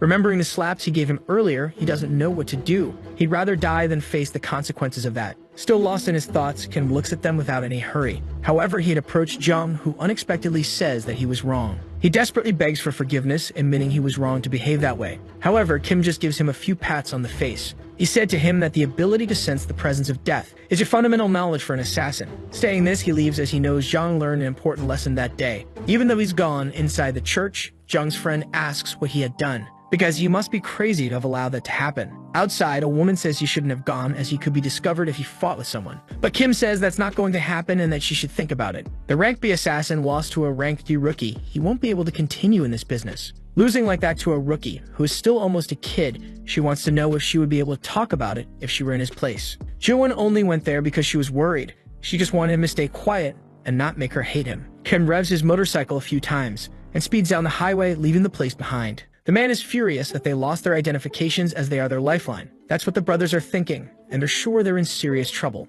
Various thoughts are running through the heads of the two who don't know how to explain what happened or if they should even talk about it. Someone calls them, pulling them out of their sad moment of reflection. It's the assassin from the previous day standing there. The two are terrified, even thinking he's a ghost. Scared, they want to know if he came there to beat them up, and he tells them not to call him sir because they're not in the army. He just came there to return their identifications. The brothers start celebrating so much that Jung asks if they want to die. But the truth is, being there, he can only notice that peculiar boy. That one is definitely a very strange citizen. The brothers keep thanking Jung, who asks them to at least be more discreet. Holding Yuna's identification in his hand, he thinks of returning it to her as soon as possible. After all, he hadn't seen her yet. Meanwhile, the brothers brag about what happened. In the training room, someone is struggling with their own effort. It's Yuna, relentlessly striking the dummy. A fight involving one of the brothers flashes through her memory. Her opponent was much more experienced. There was nothing she could do to help. The same thing happened inside the church. She just watched the action unfold. It's been bothering her a lot. She doesn't want to feel useless. Furious, she plunged her knife into the training dummy's neck. Thinking about what happened, she feels pathetic for not being able to do anything. If she continues like this, her younger brother Yujin will be in danger. Entering the room unnoticed, Kim asks what is so pathetic that Yuna is talking about. Before she can answer, he says he came there to deliver her license. But Yuna says it's okay, she doesn't have the right to have that. Kim wants to know if she said that because of her younger brother. She says she is pathetic, but still tries to be an assassin, something she has no potential to do, and Yuna yells at him to shut up. He always talks as if he knows everything, and Kim apologizes, then Yuna tells him not to talk about things if he knows nothing. However, he did know something about her brother. They aren't biological siblings, and Yuna wants to know how he found that out. Actually, Kim wants to know what happened to her brother. Yuna looks at him as memories start surfacing. Her little brother wants to go on one of the rides at the park with her because they're family. But she doesn't agree with that statement. They are relatives. She told the boy to go away as they aren't real siblings. From the day he was born and abandoned at the subway, he had no family. He didn't die only because he was taken to an orphanage. There were many things lacking, but they weren't miserable. Growing up alone, she didn't have the courage to make friends or build a family. The truth is, she didn't want to go through the experience of being abandoned again. Being alone is good, that's what she thought every day. However, she wanted to die soon, and that almost happened to her. During one of her missions, she was hit, and they were struggling to stop the bleeding. Not knowing what to do with her, as there were no proper treatment facilities, they said they could just dispose of the dying body. And since resources were scarce, it wouldn't be a complete loss. Maybe it would have been better if she had died right at the beginning of her life. She knew what kind of place that was, she just wished that day had come sooner. Even so, she carries no regrets. Unexpectedly, she woke up. The doctor said a miracle had happened. After that miracle, Lee Yujin had disappeared from her life. That boy was really insubordinate. The teacher tried to stop him, but his efforts were in vain. That boy said he needed to save his sister, and it would be fine if he died. Lying on a stretcher, he asks if his sister is safe now. She swore that because of her life, she had no family at all. But he was there every moment taking care of her. This moved the girl deeply, as she didn't want Lee Yujin to put himself at risk for her to be saved. The man says that a bag of blood costs a lot of money, and the boy is draining all of their reserves. They wanted to throw the boy away and stop his treatment. Yuna had just bumped into them and asked the doctor not to throw the boy away. She was already feeling better and said she could pay the hospital bill with her own work. No matter how much it costs, she is his sister and needs to do this. It was the first time she had a reason to live. Remembering this, she says it doesn't matter if they aren't biological siblings or if they are a bit different. Yuna is willing to do anything to save him. Kim said he had meddled in her affairs carelessly, so he was going to leave so that she could finish her training, but there's something Yuna wants to tell him. He is the strongest person she has ever seen in her life. Stretching out her hand, she tried to grab the sleeve of his jacket. It's not time for him to leave yet. Looking at him, Yuna asks for help so that she can become stronger. That wasn't just a request. She was truly begging him to help her. It was everything she desired the most, and she was waiting for Kim's reaction. It didn't take long for her to regret the request and feel ashamed of saying those things. She thought of many things and tried to retract her words after asking for help. Then she pointed at Kim and called him teacher, saying he would be her mentor. Even so, he still didn't show any reaction. Faced with this, she wants to know if that's how she should be asking for favors, and Yuna wonders if she needs to be more sincere than that. She quickly responds, saying she's getting by just fine without help, and Kim says he was considering the possibility of accepting her as a student. Yuna quickly approached him, asking if the teacher had called her, and Kim says that imagining her as an apprentice is horrible.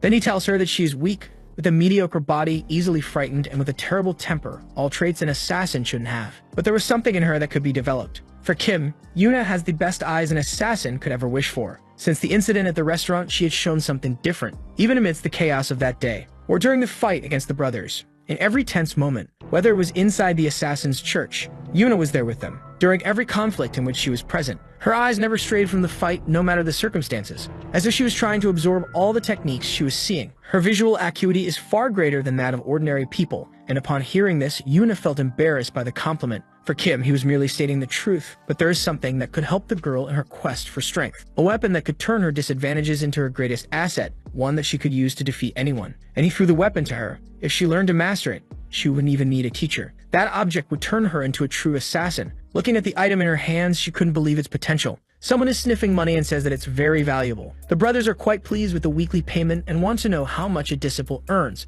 while Kim thinks that disciples don't care about money, because they can have whatever they want. With money in hand, they argue about what they should buy first. Kim wants to know where Yuma is because he hasn't seen her, and he hears that she went to her part-time job. She's had it for a few weeks now and must be cleaning around this time. She cleans up what the assassins leave behind. It's a job that requires a strong stomach because there are always disgusting things left. Even though she's an assassin with a weekly salary, she continues to do it. They have no idea why she does all of this, while Yuna looks at her brother's picture. They assume it must be to pay for her food because the girl eats a lot. But she eats so much at the cafeteria because the food there is free, and she does it to save money. The fool says that to be successful, one must spend a lot and advise Kim to heed his wise words. He completely ignores them because he thinks Yuna must be doing it for some reason and probably hides it even from her brother. Looking at the phone, they notice that Yuna just sent a message. She asked for a scarf, but the weather is too hot to wear such a piece of clothing. Inside a warehouse, the temperature is quite different from outside. In the place, the brothers feel firsthand how cold it is. Yuna called them to go there just to deliver the scarf to her.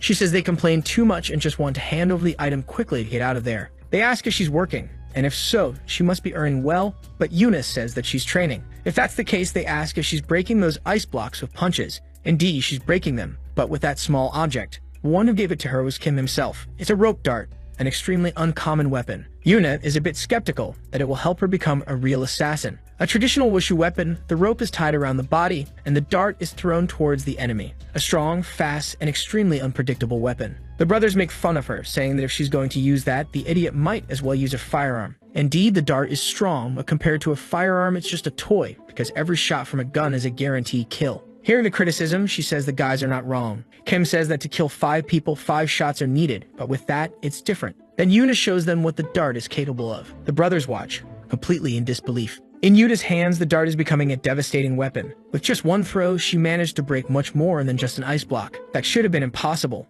and they think Yuna might have just gotten lucky with her throw. Discreetly, they start looking up the weapon on the internet, and the girl tells them they need to be less obvious. Outside, the day goes by. The owner of the place is a D-rank assassin, Park Bingsu, and he asks if everything went well. Yuna says yes, and that she'll leave as soon as she cleans up everything. But he says she doesn't need to clean anything, but wants to know if she's really Lee Yuna. He says he has seen many people that are breaking ice as training, but destroying it like she did was the first time in his entire life. She tries to apologize, but the man says it's not necessary. Yuna tries to pay the man for the ice she destroyed, but he says it's not necessary either. A few hours ago, a friend of hers came by and paid for the ice, giving him 1,000,001. She didn't expect that. This is the value of their weekly salary. He also gave him an item to deliver to Yuna, ointment for burns, and the friend said for her to apply it on her hands so she doesn't get hurt. Indeed, it was a great concern shown for her. With the conversation over, there was nothing more to do at the place. Yuna leaves the ice storage. Looking at her phone, she doesn't know how to thank Kim for everything. The more she tries to think of something, the less confident she becomes.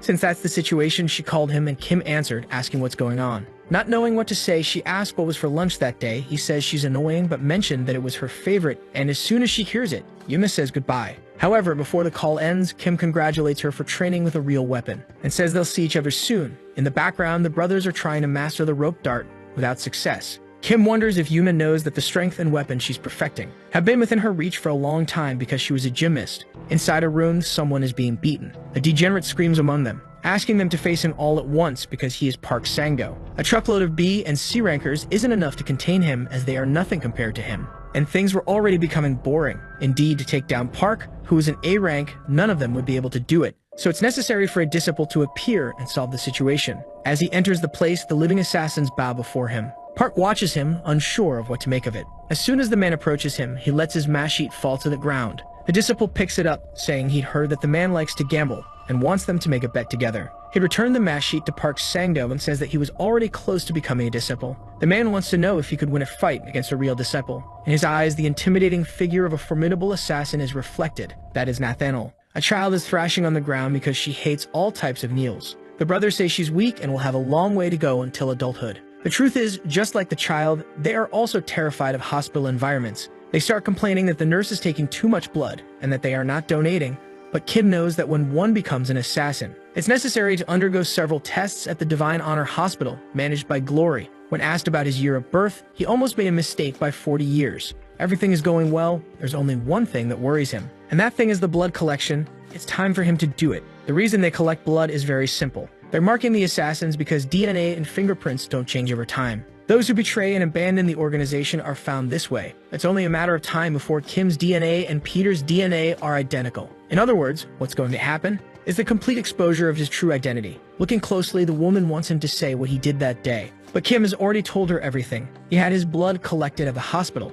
She starts slapping the boy, saying that because of his old man, she's going to end up dying. As if it wasn't enough to fight a rank B, now they might discover that he's actually Peter. This wasn't good, and the woman wants to know if he wants to die that badly. But he doesn't want to sit idle, and has a plan to make them get confused during the chase. Full of confidence, he says he's going to blow up the hospital. Once again, Ju-won starts hitting him because she thought the idea was completely idiotic. She said he's gone crazy for not being older and the hospital is huge, but he's aware of the difficulties. Moreover, it's the place where Glory keeps valuable treasures. The Divine Honor Hospital is much more than it appears to be. It's one of the largest in all of Korea, and it looks ordinary from the outside. Inside, they disguise murders as accidental deaths. They hide bodies and dispose of injured assassins. It's a hospital made by assassins for assassins. Now his DNA is in the hospital's data center. There's no other choice but to blow up the place. Accepting the idea, the woman asks if he knows who is protecting the hospital now. The one in charge is the disciple Nathaniel. This guy is so bizarre that he might not even be human. Inside the room, someone is doing their research. That codename, Nathaniel, has a reason to be. His social role is that of a doctor. Even though he's talented, he got involved in a problem and had to go into hiding. 4 years ago in Rio de Janeiro, a policeman was patrolling near a community, but he ended up seeing something unusual for the region. In front of the precinct, someone had hung clothes out to dry. Only upon getting closer did he realize what it was. So great was his shock that he crashed the patrol car he was driving. Those were bodies all belonging to the leaders of the gangs in the state of Rio de Janeiro. This triggered a war operation aimed at wiping out the remaining members. Before they entered the place, they smelled gunpowder as if a conflict had just occurred. The officer in the lead asked them to stop the infiltration. All that was there was blood and twisted weapons. There were no bodies. More importantly, the scene didn't even seem like it was done by humans. It was unexpected, and they should report it to their superiors. While talking, the officer saw someone approaching the sergeant. The terrifying hand was already within the officer's reach. He had been captured, and they immediately thought they were caught in an ambush. They immediately called for reinforcements, but he could only hear the cries for help from his colleague. It didn't take long for there to be only puddles of blood on the ground. Frightened, the officer asked about his friend. He has no idea what kind of monster could be behind that door. A terrifying voice came from within, asking for more victims. An object was thrown in his direction. It was the boot of his colleague who had been there. Looking at the shoe, he still didn't understand the situation, but he was certainly terrified by all of it. In front of him was the assassin, and on the ceiling, his victims were hanging by their heads. He only desires more victims, preferably some that are more resilient. The trained officer screamed in fear as he fired his rifle at that grotesque figure. He decided to empty his weapon on that person. In one day, Nathaniel took down the crime bosses and the best crisis team of the Rio de Janeiro police. The woman carefully knocks on the door. It's hard for her to get this information, and Kim wants to know if it's humanly possible to bend weapons with one's hands. She says the information she has is highly confidential and that it's not a lie. Since this monster is at the hospital, instead of confronting him head-on, it's better to look for a gap. And thanks to her, Kim managed to think of a way to infiltrate the hospital. The woman just hopes he doesn't die soon, but Kim says that his life is privileged. However, he'll need her for that, which leaves her both surprised and scared. In the middle of the city, people are going about their daily lives. A little girl points upwards and asks her father to look as well. Looking up, people wonder if that is Peter. Kim looks too and knows it's nothing. In his hands, there's a flyer asking for donations for elderly people. That's just a small greeting. In celebration of the hospital's 30th anniversary, Peter is going to visit Dr. Nathaniel. As requested, he hacked Glory's server and posted the advertisement that was sent to him. If Glory finds out their lives are in danger, all because of a joke by a 19-year-old boy. Even though it's risky, it's an approach she's never seen before. Even if it's reckless, that old man hasn't failed a single mission in 50 long years. Inside the hospital, a commotion had formed. They don't believe Peter is really alive, and many of them there are D-rank assassins. Even though he's old, they know they can't handle him, but they're just the doormen. The important ones are further inside, Brazilian assassins under Nathaniel himself, likely at least A or B rank. assassins of that rank who are already difficult to encounter, not to mention Nathaniel himself. It's a privilege for them to witness a fight between disciples. They want to know which one will win. They don't think it will be the old man, who is already 70 years old and has cancer. Before they could continue discussing, someone mentions Peter's name. They want to know why those two are rooting for the man they should be capturing. The truth is that many among them hope the old man doesn't show up. He definitely won't show up, but Kim, who is Peter, is already among them in the hospital. The Brazilian assassin instructs the others not to face Peter. They should use tranquilizers and be cautious. As soon as he's spotted, they should hit the emergency button, and the A-rank assassins will come to support. After giving the instructions, he wants to know if everyone understood, and they respond affirmatively. Observing everything, Kim finds the situation quite interesting. Peter is in the group of people tasked with capturing Peter. Now everyone was supposed to take their positions, and so they did. Kim was going to carry out his task, or rather, Peter was. A declaration of war from the old man is definitely unexpected. The buzz among people grows as they want to know if Glory is doing well and if its new boss is a capable person. One of them started worrying since he began fighting with Peter, and now they can't even find him. It would be unfortunate if he caused a huge mess, and they know how talented the old man is. So it was time for the young man to act. If he's not able to capture the old man, he should speak up so they won't have to take the lead. The tattooed man apologizes to them as he hadn't thought that far ahead, and said that from now on, he'll stick to his competencies, because his hospitality towards the elderly made him forget his place. If he's the chief of staff of the army, he should at least be able to understand that environment. He should be fired from his job. Drowning the old man, he wants to know if he really thinks he's stupid, because he wants to know if his father's best creation is capable of dealing with his own best creation. In human resources, an anonymous person is working quietly, but he quickly realizes that someone is going to end his life.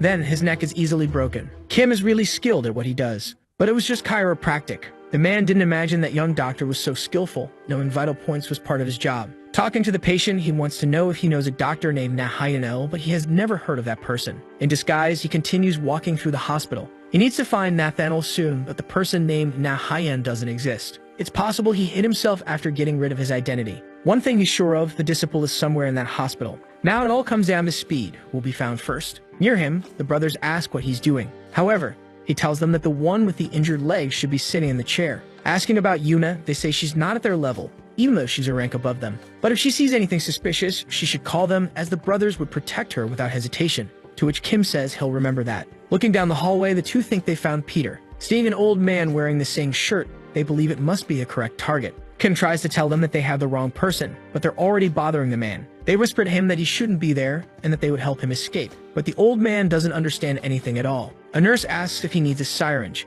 Kim doesn't get it, but she thinks that's the reason they restrained the old man. But Kim says it's fine and that they've already collected his blood. The hunt for Peter is ongoing and they're taking blood from all the patients. The old man does everything he can to escape from the brothers, who swear that he is the real Peter. While they are distracted by him, someone bumps into one of them. Irritated, he called the person out, asking if they were blind. But it's Yuna, to his surprise, as she wasn't supposed to be there. With a face that looks like she's making something up, she says her younger brother is in the hospital. They've never heard that before, and she quickly tries to leave, sparking her curiosity. Watching the scene, Kim wants to know why Yuna is at the hospital. On the earpiece, Ji-won says it's not the time for him to be worrying about students, and Kim realizes that she knows him very well. She wants to know if he already knows how to find Nathaniel, but Kim is still figuring out how to do that, because at the moment, they're both looking for each other.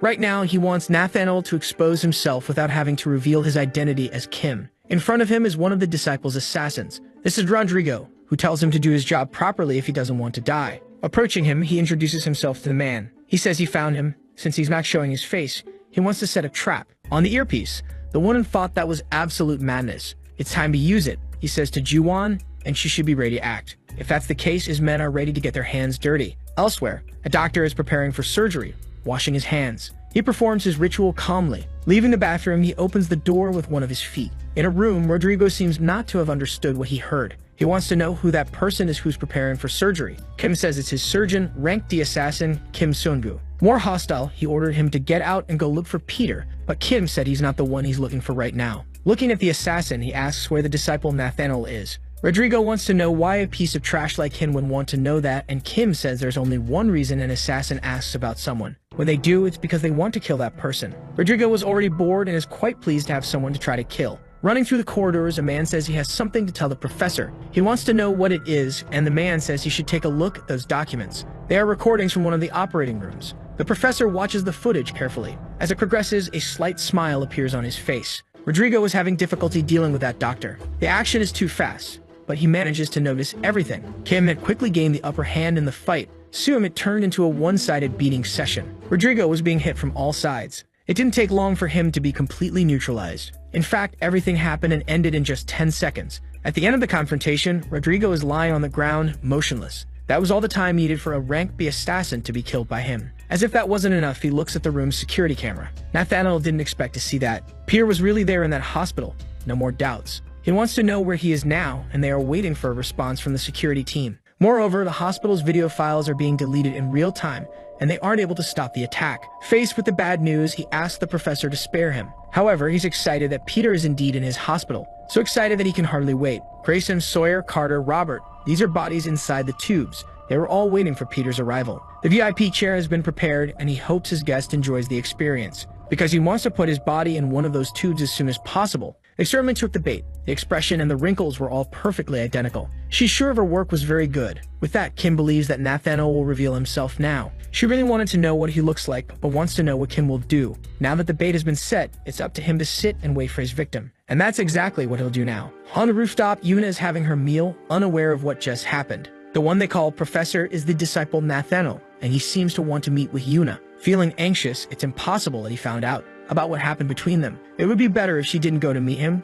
or she might put everyone at risk, especially Kim, and she doesn't want to do that, so someone calls her. As soon as Kim touches the girl's shoulders, she screams in fear, and he asks her if she saw a ghost. Yuna says she was about to leave, but Kim holds her back and tells her to stay there. She wants to know what's wrong. He says he's Kim, an D-rank assassin, and that he came to eat, but she wants him to eat somewhere else. However, accidentally, she ended up ordering food for 2 people. Yuna knew that the minimum order there was 2 chickens. Kim wants to spend some time with her since he arrived too early to meet someone. Yuna wants to know who. All she can think is that if she's found talking to him there, she'll put everyone in danger. She says she won't talk to him and wants him to leave, but she takes all the chicken he brought. Trying to find a middle ground, she says she'll leave after eating 1 piece, and Kim tells her to do as she wishes. However, she ends up eating all the chicken pieces, and Kim says she's too shameless. Yuna wants to know who he's waiting for, but Kim says if he tells her, she'll be in danger. The girl insists and wants to know the reason that brought him to that hospital. She knows it's hard for him to trust her because of the way they ended up meeting. She knows that he and that old man are connected. Even if they can't find him, she's going to say something she's sure of. Then she remembered the past and felt the urge to apologize to Kim. That old man was seriously injured, and that only happened because he tried to save her.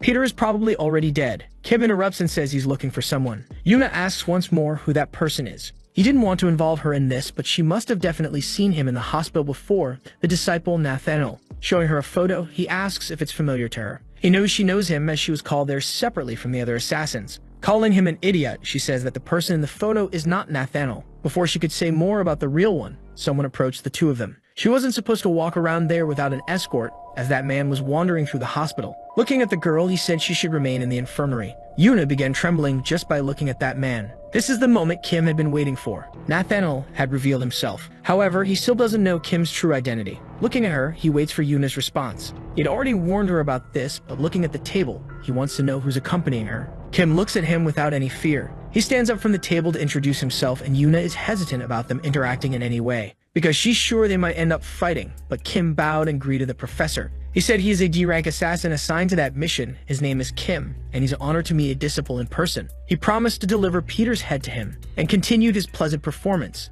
In response, the disciple showed no sign of emotion. Before leaving, he ordered Yuna to go to his room and said he would send someone to escort her, and that he would definitely see her later. Having had contact with that man for the first time, she is now certain that Nathaniel is not an ordinary man. A nurse stops Nathaniel to talk about the person who captured Park Sang-do. But according to the instructor, the students were just lucky, and he shouldn't worry about it. But the professor says he's the one who decides that and wants to know where his report is. It was already printed there, so he extended his hand to take it. The guy next to him got nervous and let the papers fall to the ground. In response, he began to apologize profusely, saying the papers slipped from his hands. His luck is that Nathaniel can't stop thinking about Kim, who introduced himself to him. Ever since that handshake, his hand is still trembling. Then he asked what his name was, and the guy said that if it's the young ones from before, they're Yuna and Kim. Kim Sung-gu, he immediately remembered, wanting to keep an eye on him, but he believes the young man will be a good sample. On the radio, she doesn't believe Nathaniel's men are going to escort Yuna. He must be focused on Peter now, and even so, he accepted his offer to be one of his bodyguards.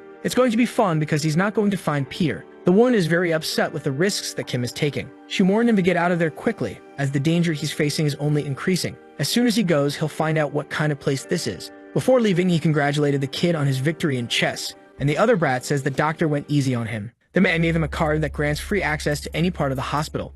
He usually doesn't make this type of offer to rank D individuals, but he must remember 3 things. Only speak if spoken to, don't get suspicious about anything he does, and the most important of all, never refuse his favor. But Kim doesn't know what that means. Also, he wants to know why the man is so nervous while explaining. Now they should hurry as Nathaniel hates being kept waiting. As the professor requested, Kim is there now. He's happy that he didn't arrive late, but Kim senses that the scene is off. The rounds are about to begin now, and Kim knows this won't be easy at all. These assassins are different from the others, because their loyalty doesn't lie with glory. They're Nathaniel's team, his personal assassins. Asking about Peter, one of the goons says measures have been taken as he requested. All exits are sealed under the excuse of a small quarantine. They're gradually narrowing down the area, and he wants to know about the DNA tests. The examination for people around his age will take 2 days. It's not possible that he's left the hospital yet. Even if he's skilled, there's no way to cheat DNA tests. Now he's trapped like a rat. It's only a matter of time before he's found, and Kim is very happy to hear their plans. Even so, he knows that Nathaniel isn't the type of person to make things easy.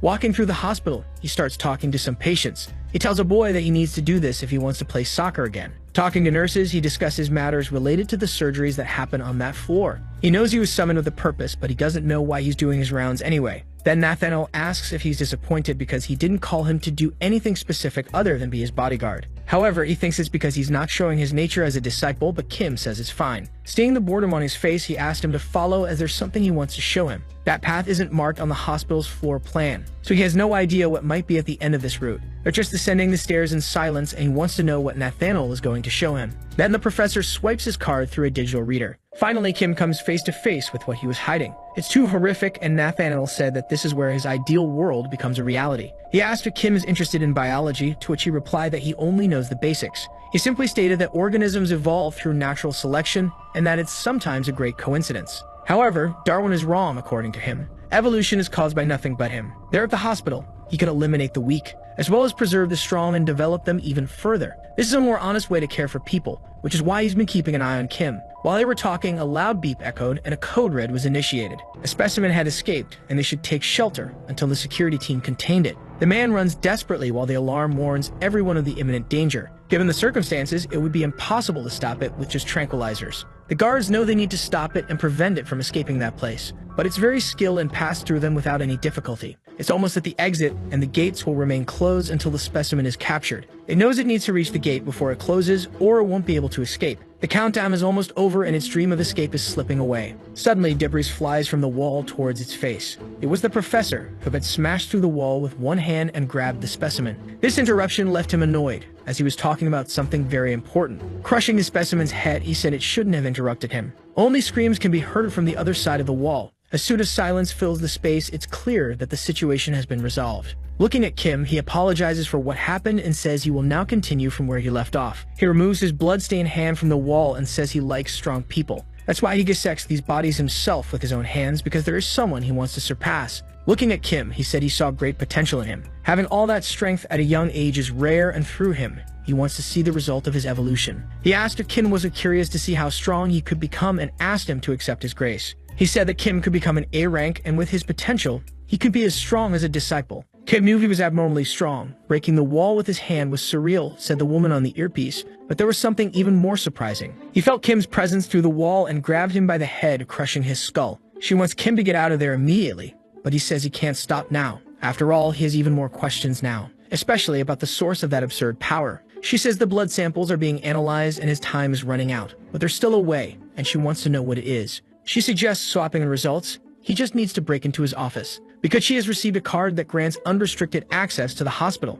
She says he's completely crazy and could get caught, but that won't happen, says Kim, because he has all the time he needs to do this. While following Nathaniel during his rounds, he carefully analyzed the route he takes. This way, he has an estimate of the time spent on this process. At the moment, he has 4.5 minutes to do his job. He just needs to swap the results within that short time frame. Without hesitation, he began working in the room. Outside, Nathaniel talks to his patients. Following his route, he also interacts with one of the nurses. On his way out, he speaks with another nurse who provides more data. He learned from his henchmen that the blood test results should already be in his office. However, until now, not a single sample was compatible with Peter's. The blood analysis of the elderly patients, none were compatible. The henchman thinks Peter might be hiding in the ceiling duct. Thinking of the possibilities, he wants to use his imagination to consider what could be possible. One of his conjectures is whether Peter no longer has the same appearance as before. Nathaniel wants to know how a mere D rank is in a disciple's room, especially in his master's absence. For the past 2 days, he did his rounds at the same time. He was supposed to have 2.5 minutes of available time left.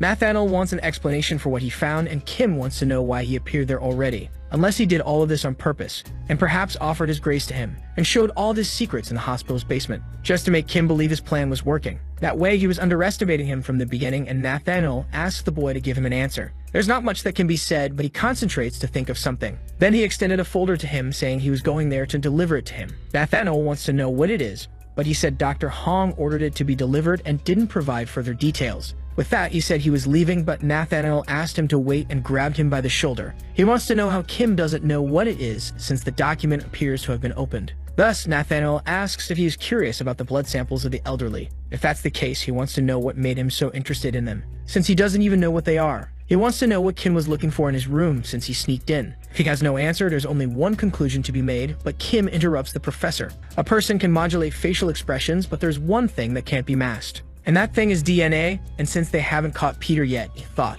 that the old man might not look the way they imagine. So he compared it with patients who underwent plastic surgery or changed their gender, but none were compatible either. Besides that, he wanted to take another look. Then he intensified his performance and apologized to the professor, as he shouldn't have done it without informing him. After hearing the explanation, Nathaniel asked him to raise his head and place one of his fingers on Kim's forehead. Indeed, he has something in his mind, but he shouldn't forget that he is a member of Glory and should maintain his dignity. He is now free to leave. Thanking, he said he would leave now. Touching Kim's face, he realized that this skin is real. It's not makeup. The texture is that of a young person's skin, so he ended up dismissing Kim as Peter's possible identity. Having returned to square one, he became deeply irritated. All Nathaniel wants to know now is where Peter is hiding. This is Carter Podman, the champion of Mexico's underground and no-rules fights. His nickname is Slasher, and it's said he has the strongest legs on the planet. Many have succumbed to his powerful kicks. Nathaniel wants to know if what he heard about him is true, and the fighter asks if the Asian guy came there to die. The world's strongest legs couldn't withstand a single blow from the disciple, who now flaunted them like a trophy in the middle of the arena. In the same way, he encountered the world's strongest fist, whose arm shattered into pieces after being struck by him. There was also the world's strongest gang, and they had their heads mounted on the ceiling like chandeliers. Nathaniel's pursuit of the strongest made him defeat them all. Not even he knows exactly why he did this, and in agony, the young man tells the Asian that he will not be the best. At first, he didn't understand what he heard. As long as Peter is alive, he is not the best of all. Nathaniel is already tired and sick of having to hear that name. All they wanted was to know who this Peter is and what he needs to do to find him. It's unfortunate that the body before him can no longer say anything. Nathaniel is furious, as it seems he is the only person who cannot meet Peter. To be the strongest man, he needs to find him, and the last person who saw him must know how to locate him. Calling one of his henchmen, he told him to bring that person to his office. The brothers want to know what Yuna is doing there. She has her reasons, and told them to pretend better that they are patients in the hospital. They saw her in Nathaniel's office and want to know if she has a secret mission, but they don't suspect anything. While they are talking, the man calls her by name. He said that the professor wants to see her immediately. She asked why, but the young man told Yuna not to ask questions. That left the brothers impressed, as he is an A-rank assassin, the Undertaker Santos. After the interaction ended, Yuna goes to the professor's office. Inside, he presents a photo of Peter to her. It must have been her first time seeing him. Not even other disciples had this privilege, and besides, she left there alive. She even thought that Peter let her escape, but she also managed to escape from an A-rank assassin, and there's nothing special about her. Yuna just thinks that maybe he has no proof, and she just needs to stay quiet. Nathaniel asked if the girl had witnessed a miracle. Certainly not, and some disciples propose a hypothesis about what might have happened. He must have helped her during the incident with Park Sang-do, and in return for that, she must have made a deal with Peter. But she's an orphan and has nothing to offer him. Given that, he wants to know if Yuna is a double agent working for him. Yuna wants to know why there is all this suspicion, but Nathaniel says it doesn't matter because she can't do anything. Because he knows she can't just die and leave her brother behind. 2, because hemophilia, he has been bedridden for a long time. With his health condition, living 3 more years is practically impossible, however. Nathaniel says he can save her brother. With the serum he developed, which costs $4.5 billion, with 1 dose the disease is eradicated, and he hopes she understands as she is smart. She needs to choose a side, and Yuna wants to know what she has to do. Nathaniel said that Peter told him he would come to meet him. On August 24th, no matter what he asks, she is to reveal everything. but that must be done on the 24th at 2 p.m. in the hospital lobby. She will be the bait. She will never have the money to pay for the serum, and he wants Peter, a situation where both win. First, he will give her a place to stay in the hospital with his diagnosis, but she didn't understand this second part. Immediately, her eyes widened at what happened. He had broken her arm effortlessly. That made Yuna writhe in pain, and the professor said that healthy people cannot be admitted to his hospital, and he pressed the injury with one of his feet. Not to mention that if she refuses his offer, another person will end up with the same diagnosis as hers. Leaving her on the ground, he said he would see her again during his rounds. With a broken arm, she was now placed in a room of the hospital. If he discovers that the person helping her is Kim, they will all end up dead. But there's a chance she can save her brother. She just doesn't know what choice to make. Outside, someone asks about the patient in room 604, and Yuna responds. Her eyes couldn't believe who had arrived. It was Kim, saying it was time to get her injection. Yuna says he shouldn't be there, but the National Singing Championship is on, and she insists he should watch it somewhere else. She scratches her head, unsure how to explain things to him. Yuna tries everything to take control and push him away, and Kim asks if this is all because of Nathaniel. After all, he's her professor. Even so, he doesn't remember breaking his apprentice's arm.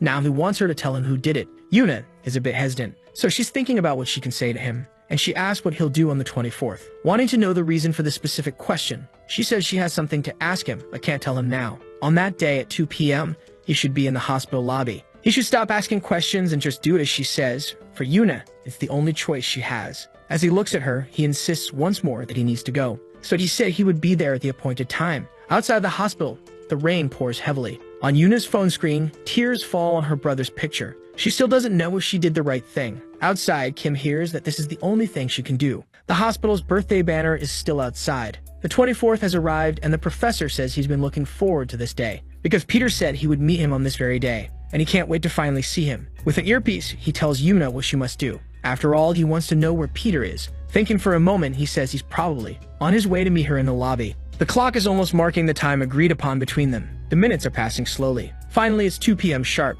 The girl is saddened by what may happen because of her decision. Meanwhile, Nathaniel waits attentively for Peter's arrival. Kim walks through the hospital corridors on his way to Yuna. The boy asks if her brother has a boyfriend. He said he saw some guys in her profile picture and thought one might be her boyfriend, but she said they're just friends, which surprised him even more. The guy in the middle is really handsome, and he even liked to play soccer with him. And in 3 years, he wishes he could watch the World Cup and cheer for Korea with him. That would be his first trip abroad to the other side of the sea. All these are just the delusions of a bedridden young man. Dreaming like that is the only good thing left in his life. With his eyes closed, he continues to dream about their trip to the World Cup. She told him that the new medicine could cure his condition, and he only needs a single dose. It was the brief conversation she had with him while feeling the pain of her broken arm. Thinking about her brother's state, she can only imagine that there was no other way out for her. In the earpiece, Nathaniel wants to know where Peter is. He must be on his way, and Kim is also at the hospital. She's waiting for him to fulfill the promise he made to her. It's already 2 p.m., and she waits for him in the hospital lobby. The moment Nathaniel has been eagerly waiting for. However, a few minutes go by and there's no sign of him. The professor's mood is no longer as friendly. He wants to know from Yuna what happened, because Peter hasn't shown up at the designated place. Meanwhile, she wonders if Kim really won't keep his promise to her, because it's already past 2 p.m. But he's at the clock outside, not the one in the lobby. The old man got the meeting place wrong. In their conversation, he asked if it was the lobby clock, but she said no. He should go to the clock outside in the garden. If he went to the other one, she would kill Kim, who ended up agreeing. And there he is, looking at the clock's hands, waiting for his friend. Nathaniel might end up killing Kim if he discovers that it was him and not Peter who killed Octopus. The professor's henchmen are all over the place in that building. No matter how skilled Kim is, the situation is completely dangerous. Any precaution in that environment is still too little compared to the risk. The only thing she wants now is for Kim to escape from that trap. He had appeared mysteriously in her life. She doesn't know where he came from, and because of that, she became suspicious of the young man's intentions. But with him, she discovered how nice it is to share a meal with someone. In his company, she ended up experiencing many new things, and they shared many good moments together. Besides, she learned to trust him in times of need. And that wasn't all about them. Kim cared about Yuna up to that point, and he was the first person to sincerely think about it, about what she is good at doing. Because of that, there's no way she could betray him like this. Definitely, she couldn't betray someone as important as he is. With Peter's delay, there isn't much time left for her. Using the earpiece, Nathaniel asked what happened. Trembling with fear, she began to explain. She said that she had lied as she never saw Peter again after that day and was tempted by the offer of the medicine he made to her. But she knows that if the old man knew she was there, he would have come. Without knowing what to say about the situation, she asked the professor to ask for anything she can do, and she'll do her best. Crying, she only asks that he doesn't do anything to her brother. In the face of that emotional confession, he said his first words. She can bring Peter there, it's unfortunate, but there's nothing they can do. Now she has to die, unfortunately. If she can't bring him there, she's useless, and he had already warned her about who would be next. As the henchmen approach her, the fire alarm rings throughout the hospital. The alarm called for the evacuation of everyone from the building. Even the assassin brothers flee the place, forgetting their mission. During the escape, one of them notices something. The exits began to close. The doors are blocked on all sides. There's not a single emergency exit that isn't sealed. Everyone who hasn't left the hospital yet won't be able to get out. The brothers can't understand how that happened, even with the fire alarm. In the hospital lobby, Nathaniel is with several of his henchmen. In response to the alarm, he doubts that a fire really happened, because he doesn't smell anything burning, so he orders one of his henchmen to investigate the situation. Even for Yuna, the fire alarm is completely unexpected. Near her, someone asks why she is crying. His steps approach her slowly. It's Kim who's there, and there's no reason to cry now. Yuna doesn't know why he is still there, but Kim said he had promised her that they would meet at the clock. During a fire, sane people try to run to a safe place. So if none of them had fled yet, it means that none of those people are doctors or patients. In fact, the man in the lab coat is an assassin. Another patient has a baseball bat in the middle of the hospital, as well as another pair carrying melee weapons. Now he has a message for the assassins who are there for him. Yuna doesn't know what Kim is doing now. Nathaniel still doesn't understand what he meant and asks if his intention is to save Yuna. If that's the case, he had already suspected it. It wasn't just sympathy that he showed. That handshake wasn't from a normal person. Nathaniel suspected that something was going on. Because of that, he wants to know if he is capable of dealing with all those assassins. They all come from a violent community in Brazil. The life expectancy of the youth there is 16 years, and thanks to all that violence, very cruel people are able to develop. Most young people die before they even reach 10 years old. Because of the unstoppable flow of bodies, the community received the name of the City of Funerals. In that harsh reality, the weak die, and to survive, you have to be strong. From the various kidnappings that occur in the city, the unstoppable drug trafficking, even prostitution, the funeral agents control the city. They are the most powerful and violent organization in all of Brazil. For him to know the 100 strongest members of that organization are in the hospital now, Nathaniel is curious to see how he's going to deal with 100 people at the same time. Witnessing the impossible scene makes him smile, and as he had said before, he saw potential in him. He's like a tiger cub. If he grows under his guidance, he will become the greatest of predators. However, he cannot win against adults right now. It was time for him to join the professor, who would secure his future as an assassin. But Kim isn't impressed by the offer at all. Thinking for a bit, he even shrugs at it. Nathaniel realizes that he has made a choice. Moreover, he seems to desire the imminent fight. Two degenerates charge at the protagonist of the story. The bald one can't wait to let his blade sing. Finally, after a long time, gratuitous violence emerges and Kim took down the two extras. Those who were still alive can hardly believe what they had witnessed. Even Yuna couldn't believe it. He killed his opponents without looking at them, without missing a single vital point. Handling the pen, he asked the professor a question. After that, does he still see him as a tiger cub? Nathaniel asks if they know how long it takes for a person to die. 1 minute if it's a major vein and only 12 seconds if the carotid artery is damaged. With 100 people and taking 1 minute for each of them. The truth is, Nathaniel is very curious to see what will happen, because he wants to know if it will really last 100 minutes. The Brazilians say that Korea is a terrible country, too peaceful. No legal betting, no football, no Paraguayan cigarettes, a joke. And that he felt alive in the community, exchanging gunfire with Germans and already missed some good old violence. But there was no time for nostalgia as he was killed before he could feel it. The second one was already on a one-way trip to find out if God exists. They try to intimidate the boy, saying they'll put him in the microwave. Yuna mistakenly thinks Kim is in trouble, because now he's cornered in a dead-end hallway.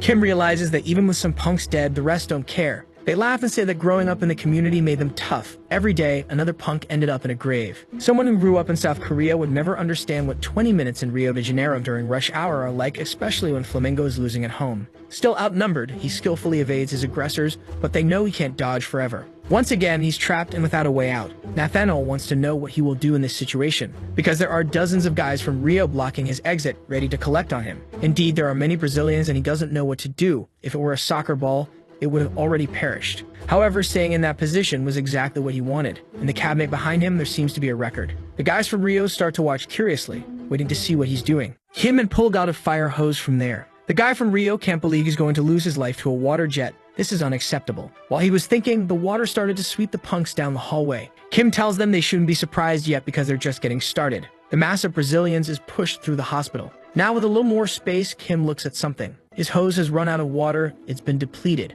It seems their water play ended sooner than expected. The Brazilians praise his cleverness but say you can't kill anyone like that. But once again he tells them they're just getting started with this game. Now in his hands there is a defibrillator. Placing both paddles on the wet floor, he said that this is the true beginning. Immediately, all the Brazilians nearby received a formidable shock. Kim was standing on a dry platform, and in front of him there were now a few more bodies. Nathaniel is quite impressed with the boy's performance and can't wait to see more of it. The more he looks at him, the more captivated he is by his foolishness. Nathaniel corrects himself and says that if their numbers drop by half, Kim won't spend more than an hour playing. But he doesn't think it will take him that long to get through them. Even so, he thanked him for the generosity. Picking up a notebook from the ground, he began to write a few things. Throwing it to the floor, he startled the Brazilians who were still alive. He made a mark on what would be the drawing's neck. He said that it represented the excessive bleeding caused by a carotid injury. That's going to be the cause of death for all those guys from Rio. The first of them even saw it, but couldn't react in time. That scrawny Korean is not someone they can deal with. He simply turned into a killing machine more efficient than Rio de Janeiro itself. There wasn't a single exposed neck that could escape the reach of his little pen. They were snails and Kim is the salt. It doesn't matter if they were tough guys in their community, this is Korea, and the pen is mightier than the rifle. His skill is simply transcendent. The further he advances, the greater the number of bodies and dying people on the ground. Passing through them didn't even require everything he's capable of. The discreet pen is much more dangerous than any knife in the place. There are more bodies than living people now, but the small portion of the remaining Cariocas decides to fight back. They leap and form a large human mass over Kim. However, they are all repelled by the power of the assassin. Yuna is still there and doesn't take her eyes off the fight for a single moment. That must be the legend of the strongest man on Earth. Near her, people couldn't stop talking about him. Contrary to what the legend said, this man was an ordinary old man like any other. She never imagined he would be able to fight all those people and come out victorious. When that happened, it dawned on her. She shouldn't believe in rumors. But what if the rumors were true? In front of her is Kim, who is Peter, doing something unbelievable. He's handling all those assassins alone without difficulty. And to do so, he's using only his pen. Now everything on the ground is just blood. Nathaniel, who watched everything, is definitely pleased. He doesn't know if he's a fan or a hater, but he expected Kim to be capable of doing that. Besides, the entire action began and ended in just 13 minutes. Kim says he's not done yet, and the professor didn't understand. He's still alive, and it's up to him to choose if Kim will go up, or if he will come down and throw punches with him. Like a JoJo villain, he descends to the ground floor, crushing the floor beneath his feet. Now that he's on the ground, he asked Kim if that answered his question. Since they're going to fight, there's something that makes the professor very curious. He wants to know how he is so skilled despite being so young. It doesn't make any sense to him. He even imagined that he could be from another country, but he's too young for that. But Kim is also curious about the disciple. He wants to know why those who lack confidence tend to talk a lot. Smiling at the provocation, he said the young man should know something as well. Arrogance and fighting spirit are completely different things. The attack comes with force and Kim puts his arms in front of him to block it. The impact is strong enough to lift him off the ground. Indeed, he is really very strong. Even the girl didn't expect the professor to be someone truly so powerful. Kim falls to the ground but manages to maintain his stance. He looks at his opponent, focused.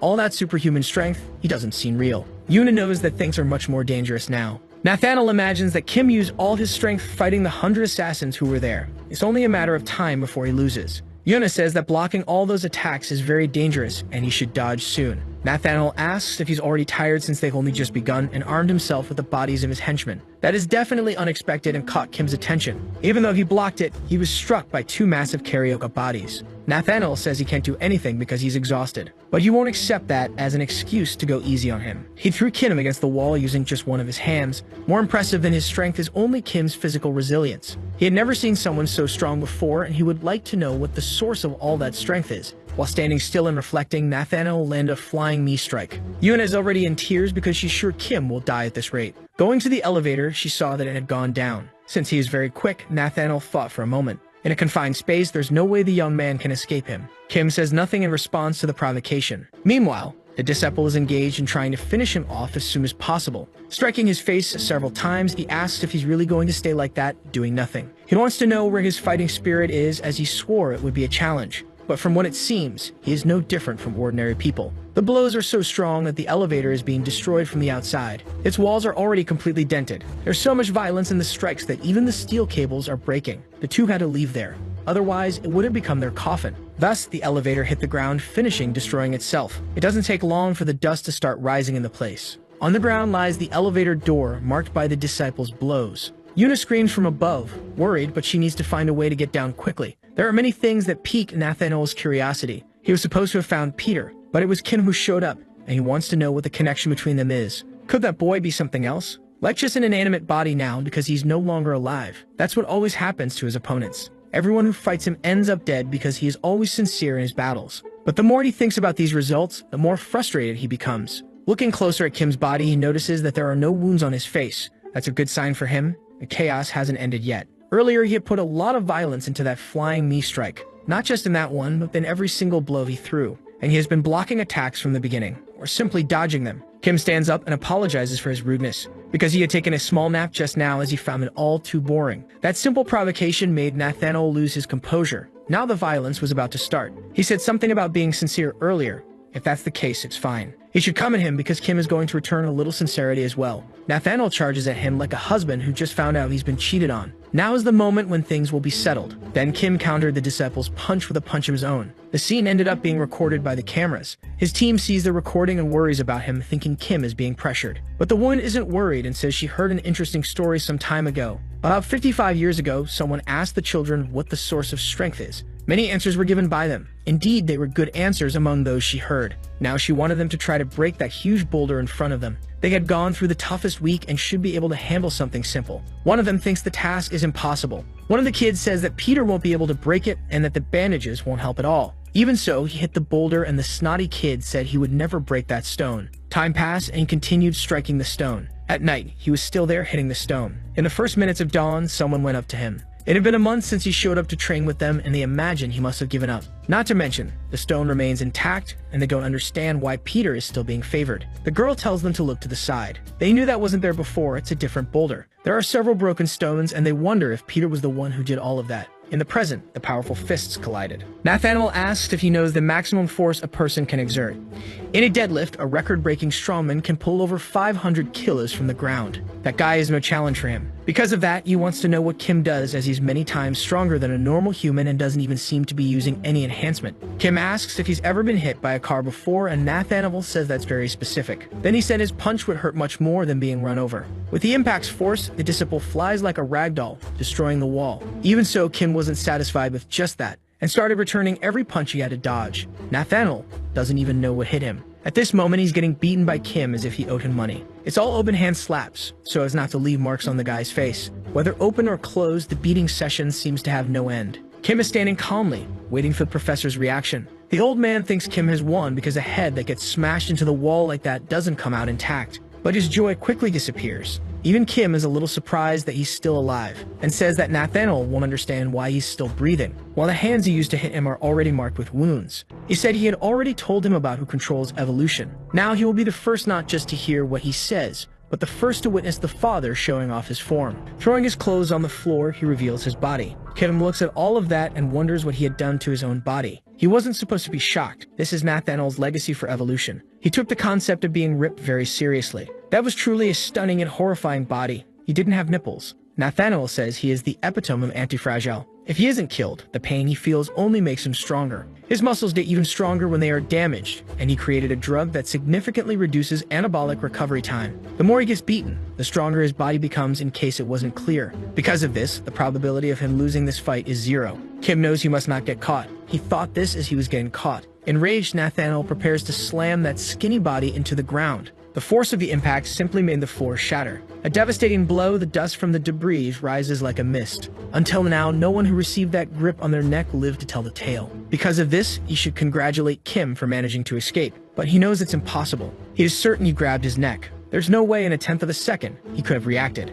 But he managed to place his hands inside the grip, creating just enough space to escape. In such a short time, he made all those decisions and acted in perfect harmony. His reflexes are not human. However, Kim knows he narrowly escaped death. If he had been held for just 1 full second, he would have died. Not to mention that his hands hurt as if they had been pierced by nails. He had broken the wall with one of his hands, as if it were absolutely nothing. He crushed the skull of a grown man like someone crushing a fruit. The certainty he has is that if those hands grab him again, there's no way he'll get out alive. Nathaniel says he saw Kim's medical data, and judging by that, he should be stronger than most A-rank assassins. Even so, he wouldn't be able to beat him because he's always evolving. However, if he begged like a dog, maybe he'd change his mind. The truth is that he can't wait to make Kim embrace the juice and become even more incredible. That possibility had been discarded a long time ago. But seeing the boy raise his hand, Nathaniel thinks he's agreeing. Through the cameras, the old man thinks Kim is surrendering, and this could get them discovered. Nathaniel knows he has potential and is willing to forget everything. That way he can satisfy his desire to become even stronger.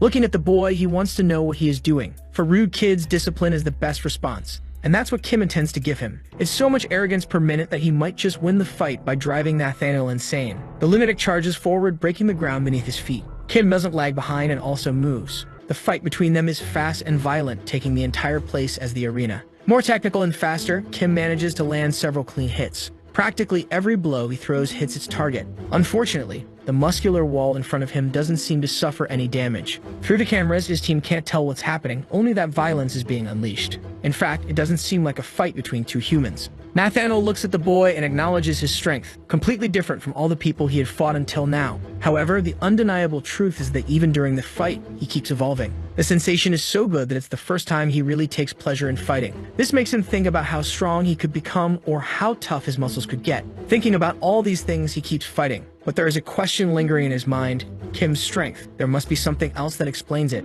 His medical data must be hiding something. Nathaniel would like to know what he's holding on to that allows him to keep fighting. Because after all this time, he still hasn't given up. For this, there's certainly only one possible answer. Tired of getting hit, he grabs the boy's leg and says he has made his decision. Even if he cries like a dog, he will be dissected like a frog, from the smallest bones to the most useless cells. He promised that he would be thoroughly examined. It's unfortunate that the last thing he will see will be his fist coming toward his face. His team watches through the cameras, desperate. They scream, not knowing if he's still alive. But it was he himself who said that he gets stronger when he takes hits, and that he reduced his muscle recovery time. So all he had to do was wait, and he did so for a long time. Now Nathaniel is surprised. Kim waited until he became as strong as possible, so that his muscles would become so powerful that they would press against every nerve and bone in his body, eventually rendering him useless, and indeed, Nathaniel can't move. He was so focused on the fight that he didn't notice his entire body getting increasingly stiff. That boy had noticed the flaw in his body within just a few minutes, something that even he, the disciple Nathaniel, couldn't detect.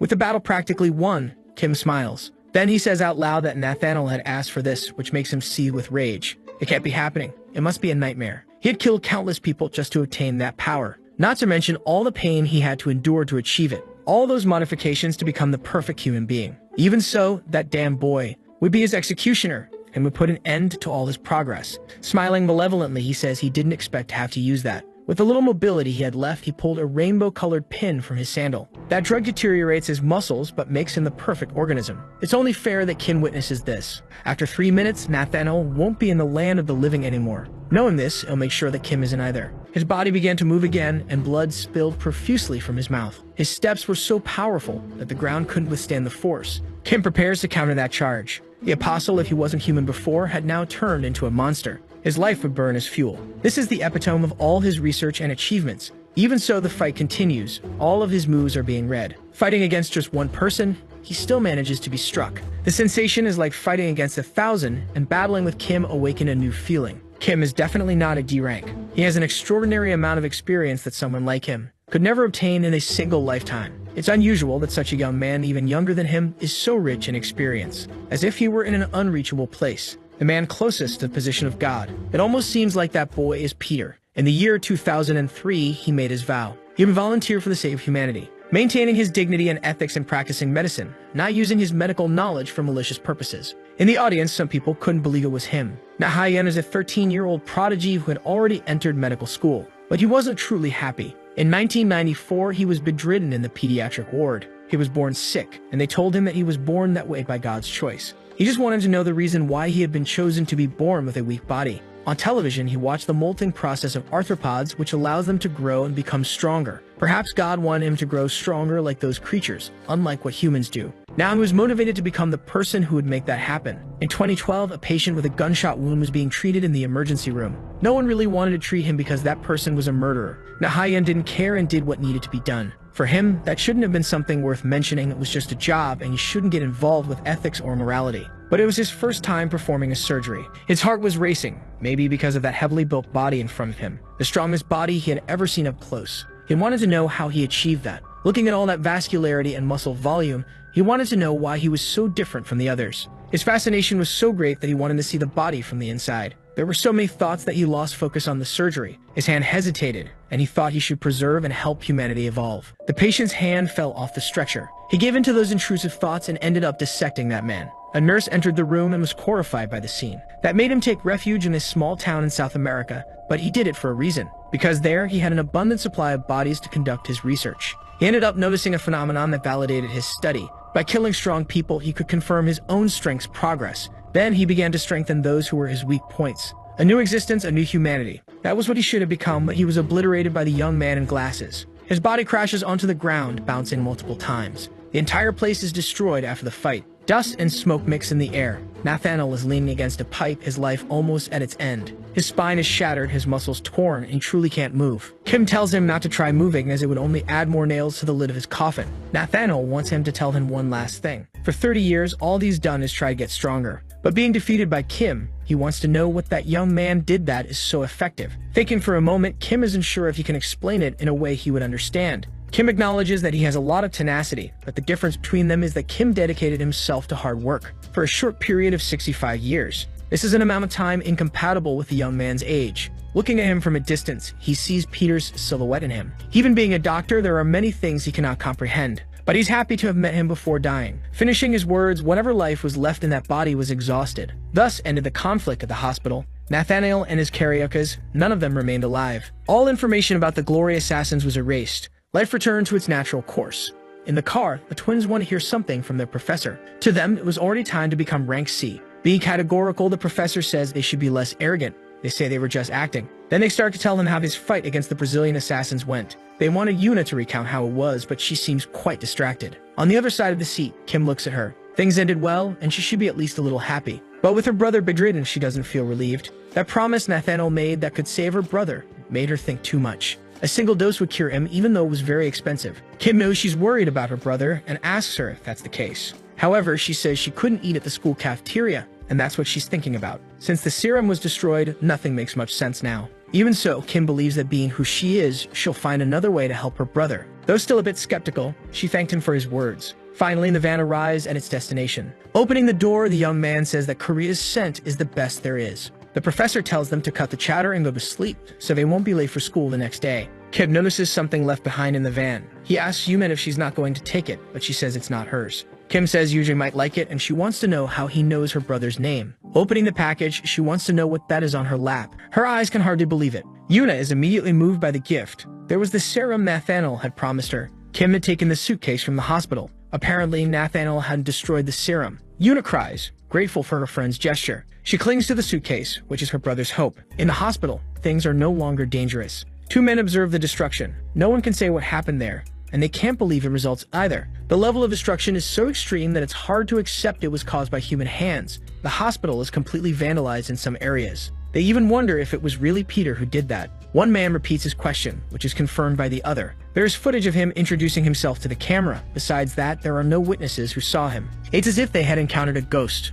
The man tries to retract his words, and some hooded figures ask if he really said that. He tries hard to retract his statement, but his effort is in vain. Thus, he collapses in fear on the hospital floor. Suddenly, several cuts are made on his body. Putting away his sword, the assassin asks if Peter is truly a ghost. That word should not be said in his presence, and he wants to know if he stirred up anger in the other for killing the boss's subordinate. But this man, in turn, felt nothing. He's already used to it. It's unfortunate that Nathaniel died before receiving the disciple's new training. On the other hand, Peter deserves something. A session of merciless beating that is the ghost of the sword. A bald man asks them to pay attention to what he's about to say. From now on, they are volunteers. The siblings are happy because they already wanted to go on a mission. Kim and Yuna still can't get used to the way these siblings act. It's a comedic relief full of secondhand embarrassment. He doesn't know why this mission was assigned to them, but he hopes they'll do a good job. At a port, a few small boats are docked. The siblings want to know what that is because they still don't understand the nature of the mission. This wasn't the kind of volunteering they were expecting to do. The truth is that real volunteering is also part of the job. The siblings make a scene on the ground saying they want to volunteer for glory and not for this situation. Soon, a beautiful woman appears, asking if they are the volunteers for the day. She is Yejin, the student's teacher. The siblings glance briefly at her. That was enough. Now they're working extremely motivated. Watching them, Yuna says that their behavior is untreatable, and Kim agrees with her. What she doesn't understand is why they were sent to a place so far from their school, a place 500 kilometers away from the capital. The professor told him that he doesn't know the reason either, but that they should remain discreet and not reveal themselves. So they proceed discreetly. Walking around the area, Kim reflects on the reason that might have brought them there. Looking at him, Yuna wants to know why Kim is feeling down. Resting in the shade after working, they talk with the teacher, asking if she's a student. The woman understood that it was a compliment meant to say she looks young, but they ask her not to say such things, and turn it back on her, saying they are just students while she is already a teacher. Yuna didn't like that, thinking they were being insolent. Knowing that the volunteers have arrived, the janitor introduces himself to them. That's the only school in the area, and he makes a dad joke. But the young ones couldn't find it funny. The place is very well taken care of, and Yuna wants to know what they can do to help. Then the janitor tells them to follow him because he'll guide them around the place. Yuna is suspicious. She doesn't believe they were brought there just for this. Two mobsters start extorting them, saying that they live in peace there because of them. But they don't have money to keep paying this kind of tribute, and the mobsters don't care about that. Instead of money, they offer something else, which seems to please them. There are several potatoes which are grown and harvested there. Suddenly, they throw the potatoes at the janitor and say they're still going easy on them. They say they're businessmen and don't like it when rules are broken like that. Yuna tells Kim not to get involved, but he wasn't planning on doing anything. The teacher says they have no money and that the school survives on donations. Then a mobster approaches her and says there's another way to pay. She could get money in other ways, and with her looks, she'd make a lot of money. Suddenly, a hand appears between them, saying that a man's hand doesn't exist to hit women. It's meant to protect, and for that reason, he can't forgive him. The mobster tries to say he didn't do anything. Before he could say anything else, the mobster reacted. He said his hand exists to hit clowns like him, and the teacher begs them not to fight. Sitting down after being hit, he says a mosquito is still flying around him. It even makes him scratch. A mobster says he's bleeding a lot, and the young man says they shouldn't focus on the small things. A brief beating session ensues. Now the two brothers are bedridden at the school. Taking care of them, the teacher asks if they're okay and apologizes. They tell her not to worry about them, but rather about the fists that hit their faces. The janitor said they were unlucky, and that those idle mobsters go around charging others. But thanks to the volunteers, the school was a little better. He asked them to rest, and they talk tomorrow. Kim asked if the captain is okay because he's recovered a lot. Then he remembered other situations. Intimidation they have faced before. The conflict inside the church with the assassins. Kim said that a strong person holds back when needed and that today they were pretty nice. He tries to say something more, but Kim tells him to keep resting. In that place far from the capital, the sky is filled with stars. Yuna is sitting on the swing alone. It seems she's reflecting on the past few days. Many things have happened to her recently. She remembered the bag Kim left for her in the car. Inside it was a different briefcase. Inside it, the serum that would be able to cure her brother. Crying with emotion, she wants to know how Kim was able to do that. That suitcase could change her brother's life. She should have thanked him when she could, but now she doesn't know how to do that. Kim asks if she's thinking about her brother after having seen the children today, and Yuna is greatly startled. He asks if she saw a ghost, but he always shows up in unexpected ways. With him there beside her, she wonders if she should bring up the topic. Calling him, he turns his attention to her, but the words don't come out of her mouth. She tries to explain to him what she wants to say, and Kim says it's a thank you, to her surprise. Looking at the sky, he also remembers a few things. She had told him to go to the clock, but the one in the garden. She had been adamant about that. He also remembers her crying in the hospital lobby. At that moment, she must have been really scared, yet she was able to protect him. Her bravery at that moment was truly incredible. She says it was nothing, but Kim says he's very grateful. Yuna is curious about something she wants to ask. She wants to know if Kim has any relationship with Peter or something similar. She's seen many strong people, but Kim had defeated Nathaniel. It doesn't make sense for him to be a rank D. Sighing, Kim says that when the time comes, he will tell her everything. She becomes downcast after hearing those words. She really hoped to hear the truth right away. Now she's anxious, as she's very curious. Kim insists on knowing what's wrong, and Yuna says she had already thanked him. Faced with his persistence, she lets out a loud shout, saying she's grateful. After that, he asked her to calm down a little more. She leaves thinking he did that on purpose, and that she should be careful around him. That's why she never knew how to properly apologize to men. Kim is happy that the Dako brothers and Yuna are progressing. Since things are being resolved, he should be on his way too. Inside the school, the light from the lamps passes through the window. Kim walks down the corridor, heading to his dormitory. The light from one room catches his attention. He wonders if there's a way he can help. The guard said he should go to sleep, as staying awake will only make him weak and age faster. He cracks a joke about losing weight, and the guard laughs too much. The joke wasn't that good, and Kim doesn't react to it. Since he couldn't help, he said he would leave, advising the guard to rest as well. Before he left the room, he said the boy is clumsy. He smelled blood for decades in his life, and the boy wouldn't be able to hide that scent from him with that behavior. His scent of blood is very strong. Kim could only go there as a volunteer, and he did so with a goal in mind. His objective in going to that school is to find the disciple Simon, the one who handles a sword better than anyone on the planet, the best swordsman of glory, the saint of the spinning blade. It seems he did his research properly, and if so, he must also know that he won't be alive for much longer. A single strike is enough to create a small opening. That is the opportunity given to his opponent to strike back. But it wasn't easy with that man. It seems like he's reading his mind. He can't find any openings. No matter the strength of the weapon, a bullet can be avoided, but there's no way to avoid a sword. They are simply deadly within their range. In a short time, he cornered him and blocked his movements. Kim wants to know if the one before him is truly the best swordsman in the world, or if it's just a rumor. Simon says that only 2 people have seen 10 of his strikes. The boy should be happy, since he is one of those people. He doesn't know how it is for other beings, but humans are made up of habits. Walking, talking, scent, even people's breathing is different. He wasn't sure before because it couldn't be true, as it was impossible. But during the fight, he became certain. Then he planted his sword into the ground before him, and he, the disciple Simon. The night sky did not expect this. The samurai is bowing and salutes the disciple Peter, who is in front of him. He said he missed his big brother. Perplexed, he asked if he had reincarnated, to which Peter says in a way yes. He's relieved because he thought he had died, but even Peter doesn't believe it. Simon wants to visit the place where he's hiding, but that's not possible yet. He said that now he seems cool and acts cool, something he didn't do before. Either way, he is grateful, because the title of the Saint of the Spinning Sword suits him well. Peter says he almost died, but Simon, knowing it was him, thought it was impossible. He said that Peter is very skilled, considering that for the past few years all he has handled is a broom, and holding a sword felt a little strange. And all of this only happened thanks to Peter, who taught him how to use a sword. He wants to know why he went to that part of the country. Peter asks if he's heard the news about what happened at the hospital and with Nathaniel, and indeed he heard about the chaos. He could hardly believe that it was Peter who did it, and was wondering who was responsible for that. Now he wants to know why Peter did all of that. Without beating around the bush, Peter says he plans to take down Glory. Simon says that even for him, it's too dangerous. Glory is not the same organization anymore, so he hopes to join him in this task, but Peter tells him he has to stay there and clean the school. Simon wants to go with him, but Peter asks if he really wants to throw away all the time he spent there hiding. The samurai says he still dreams about that fateful night. If it weren't for Peter, who stopped him, he certainly wouldn't be alive today. Just like that child wouldn't have reached the highest step, even if it cost him his head, he would have done it gladly. And he asks if Peter doesn't agree with him. 60 years ago, the Honor Orphanage was established by Father Gabriel. Among the children who grew up there, 12 were selected, with Peter being one of them. Every day was a battle for survival. After being treated like animals and going through the worst training, the 12 who survived were promoted and became the nation's secret agents, the 12 disciples. Before anyone knew it, they made great changes in the world.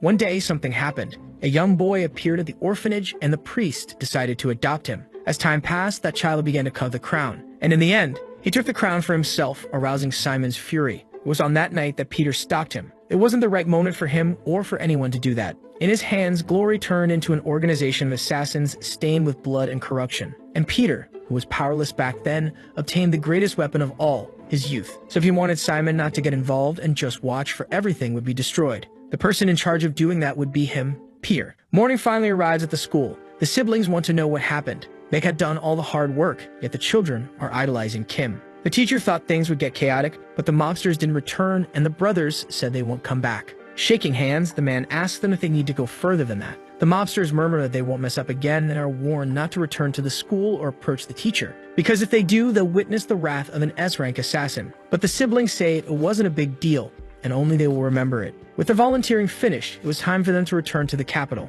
The teacher thanks them for giving the children good memories. The janitor makes a really bad dad joke, and Yuna had to be restrained. Before leaving, they call out to the teacher. They affirm that they will return every year, and she's happy, but thinks it's because of the volunteering not to see her. Before Kim leaves, the janitor calls for him. He said that if needed, he has the disciple Simon at his disposal. If necessary, he'll come to his aid immediately. Peter thanks him and hopes he stays safe and well in that place. Before the day ends, the rain starts falling from the sky. Soon, it becomes more intense, turning into a storm. The waves begin to rise and become much stronger. Lightning descends from the sky, shaking the walls of the school. Meanwhile, the janitor calmly reads his newspaper. That was quite unusual in his life. He's been receiving things that made him very happy lately. Standing up, he didn't expect to receive visitors. They don't seem to be volunteers, and he wants to know what they want by visiting someone who lives in isolation. The woman identifies him and says that's where he's been hiding. One of Father Gabriel's sons, the Saint of the Spinning Sword, the disciple Simon, the best swordsman in Korea. Simon knows they are from Glory, both the woman and the man accompanying her.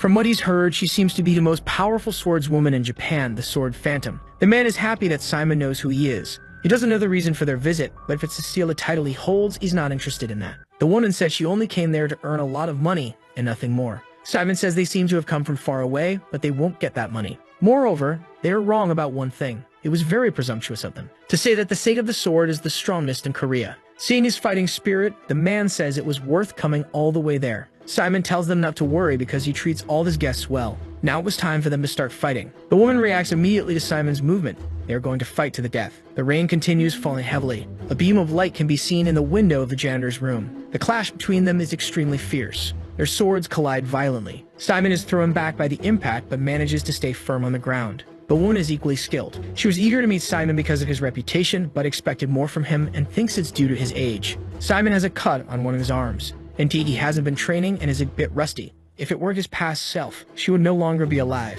Hearing this, she lets out a sadistic smile. She says Simon shouldn't think so highly of himself. She is good, but what concerns him is the guy behind her. He needs to move to a more open space to fight them both. Seeing her approach, he moved as well. Once again, the swords clash, producing light with their sparks. Simon says the school is public property and that he's going to report her for what she's done there. But she says she doesn't care because there will be no witnesses to that, and that Simon will soon cease to live. To escape the strike, he jumped out the window of his room. This irritated her because she thinks Simon is running away from them. Since it's raining heavily outside, the man wants to know if everything is fine, and the ghost of the sword says there are no problems. The rain keeps pouring down. Simon runs through the nearby forest with agility, sharpening the sword to cut things. This is the essence behind the sword. But her essence is different. That's a saw made to cut human flesh. Even if it hasn't cut him many times, the saw's teeth are wide and cut deeply. Not to mention, they definitely give off a bad feeling. There's definitely something they're hiding from him. The chase continues through the forest. Simon is now at a point that prevents his escape. He patiently looks at his pursuers. The woman says he's more romantic than she imagined because there he could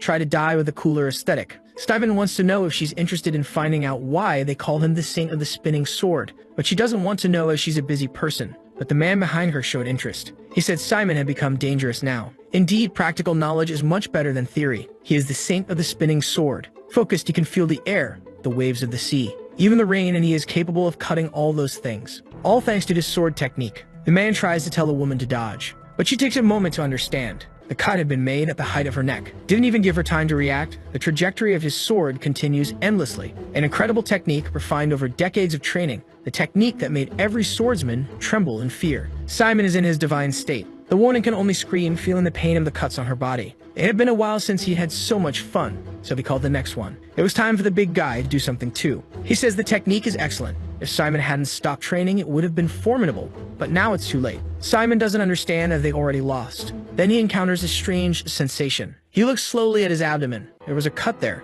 and he didn't even realize when it happened. There's no way he was wounded because he didn't see anything happen. The man asks if Simon really thought he had won. That's too funny. Hearing the voice, Simon is certain he had cut the woman. He even thought he might have been possessed by a ghost or something like that. It's impossible that this really happened. Maybe he was just hallucinating there. But the pain he feels is real. Searching his memories, he remembered when the woman used a perfume. Maybe that was the hallucinogen used. If that's the case, he says it's pathetic, and he's prepared for it. His preparation is complete. If he can't see a ghost, he just needs to close his eyes. He had repeated that technique thousands of times. For someone at his level, vision is irrelevant. In front of his sword, he senses the presence of his attacker. Then he approaches him with his sword. Seeing it once more, it's clear that his skills are terrifying. The infamous disciple Simon. To think that he ended up like this. Simon swings his sword aimlessly, completely disoriented. The woman smiles at the scene because he can't even see her. Now she will show him why she's called the Phantom. As her name suggests, she's a phantom who carries a sword. In the capital, the day dawns with a clear sky. One of the siblings has a question for his friends.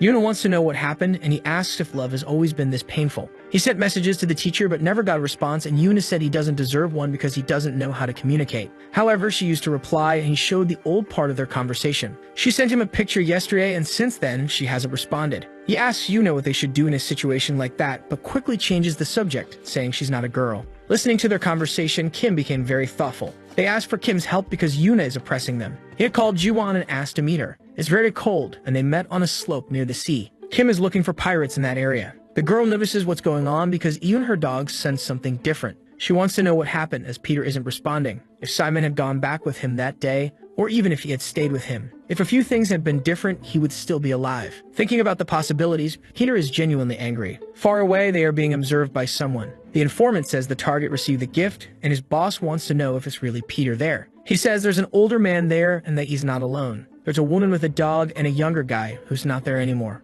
While talking to his boss, Kim snatches the phone from the observer's hand. This startled him because Kim got to his position too quickly, and he couldn't do anything. On the phone, Kim asks if the person is the new Simon of Glory. The woman wants to know if it's Peter. On the other side, he asks if she's the one who calls herself the Phantom. He says he doesn't know why she's acting so confidently, but hopes she stays safe, if she isn't already. Meanwhile, he crushes her henchman's hands, who screams uncontrollably. She had signed her own death sentence. She would die painfully at the hands of a real phantom. A yacht sails across the sea. Someone asks if the man is okay, but he knows what kind of place he's heading to. It's her home, a genuinely dangerous place. An invisible vessel, everything about its crew. No one knows a thing. It's known as the Ghost Cruise. Whoever kidnapped Simon is inside. How they got the ship and how they maintain it is a mystery, but Peter knows who they are associated with. If Korea has glory, Japan has them. An ancient organization of assassins, Not to mention the Oriental Yakuza, famous in popular imagination for having inserted the story of the sword Phantom into the case of the lost Yamagumi.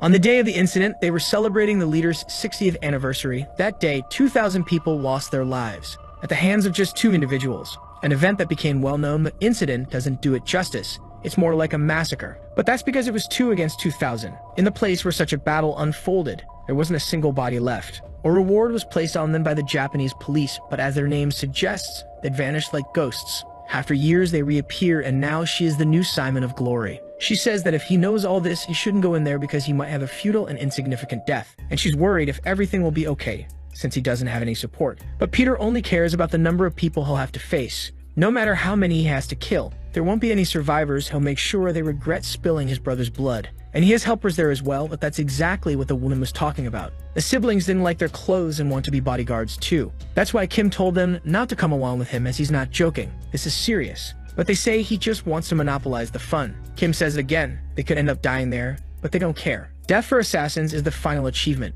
On the yacht, a man asks if he liked the vessel. It's Choi Eun-chang, president of Daeha, a corporation that manufactures weapons. Kim tells the president that it's cold outside and that he should come in quickly. Then he asks why he's so nervous, to which the man replies that he should be. There are drugs and smuggled weapons on board, missing art pieces, and even trafficked people. This ship has things that an ordinary person can only imagine existing. Even though he's rich and powerful, he only boards with the permission of that person, and Kim says he's indebted to him once again. But it's fine. He owes him nothing. Finally, they can see the ghost vessel more closely. Peter can't wait to find out who this person is, what kind of person they are, to know exactly what they're like so he can bring judgment to that soul. Already on board, someone asks to call the boss over there. The man had struck the woman in the head with an ashtray because she didn't understand a word he said. The woman tells him not to call the woman by that name, and if he keeps calling for her, she'll get angry. It's not a boss, but a lady. She is Simon, the ghost of the sword. Her appearance doesn't seem dangerous. The same could be said of the man who always accompanies her. While the woman is escorted by the man, Simon invites the Hafed to talk in her room, but he says she must have forgotten who he is.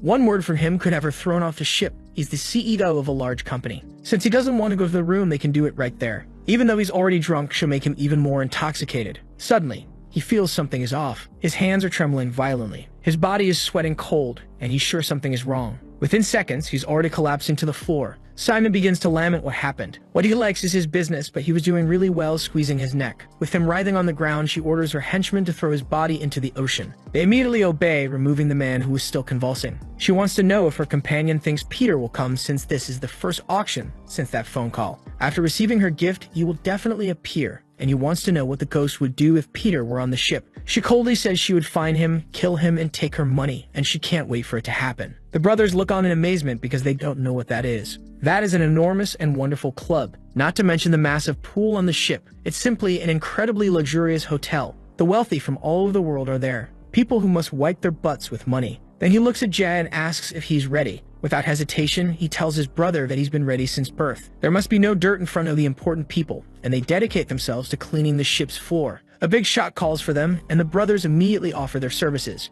He gave them a bunch of money because they were working hard cleaning the floor. It was way too much money. They didn't expect such a generous tip. They received the equivalent of $1,000,000. All that just for cleaning the floor. They're already thinking they'll get rich. If that's the case, they won't need to be assassins. In the middle of the hall, a man asks for everyone's attention and thanks them for being there. For the auction that's about to start, they have a special product for them. Simon's first impression was written on a piece of paper, a woman with a sword and a man who looks like a bear. Peter, looking at her, knows that this woman is the new Simon of Glory. The first item to be auctioned is Fotoruk. She urges people to imagine what that might be. It's capable of killing thousands of people in just a few minutes, a biochemical weapon. Peter, observing her, can't believe she was a match for the Saint of the Sword. Among the audience, one of them knows that shouldn't exist because it was destroyed by the Soviet Union for being too dangerous. It's quieter than a bullet and more lethal than a bomb. An old man wants to know where they managed to get it. Victor Egora, one of the largest Russian arms smugglers, claims the item was stolen from him. He orders his men to grab the woman and bring her to him, but her henchman says they can't cross that line.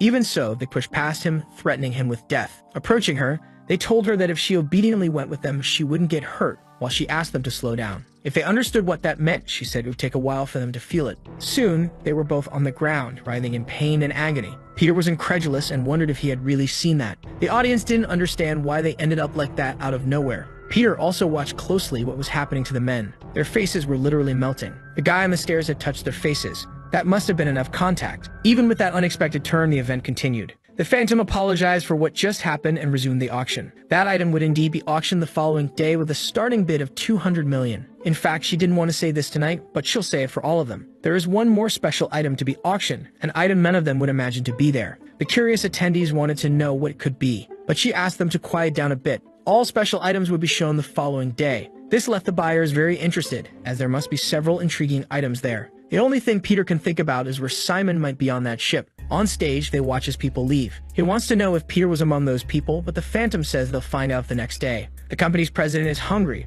perhaps just because he was nervous earlier, so he suggested they go to where dinner is being served. He also advised being very careful, especially around that woman. No matter who you are, you have to listen to what she says on this ship. Of all the people he knows, she's the most unstable person he's ever seen. Just as he was about to mention the man accompanying her, someone calls President Choi. It's the woman, saying it's always difficult to meet with him, and that he didn't come when he was invited, but it seems Fotorock was enticing. Since they hadn't seen each other for a while, she invited him to dine with her. He tries to say that he wanted to avoid dinner that night because the drink was too strong. Approaching him, the woman told him to relax. This made him even more apprehensive. That woman is dangerous. Then his bodyguard's hand pushed her back. Kim said they should have dinner another day because the president isn't feeling well today. And if she insisted on having company, he could go with her. Kim looked at her with a coldness that only Peter could have. In front of him, the Phantom seemed frustrated. She observed quietly while Kim escorted the president through the corridor to his suite. The Phantom didn't expect a bastard with a young face to do that. That made her consider showing him something, and she told him to wait.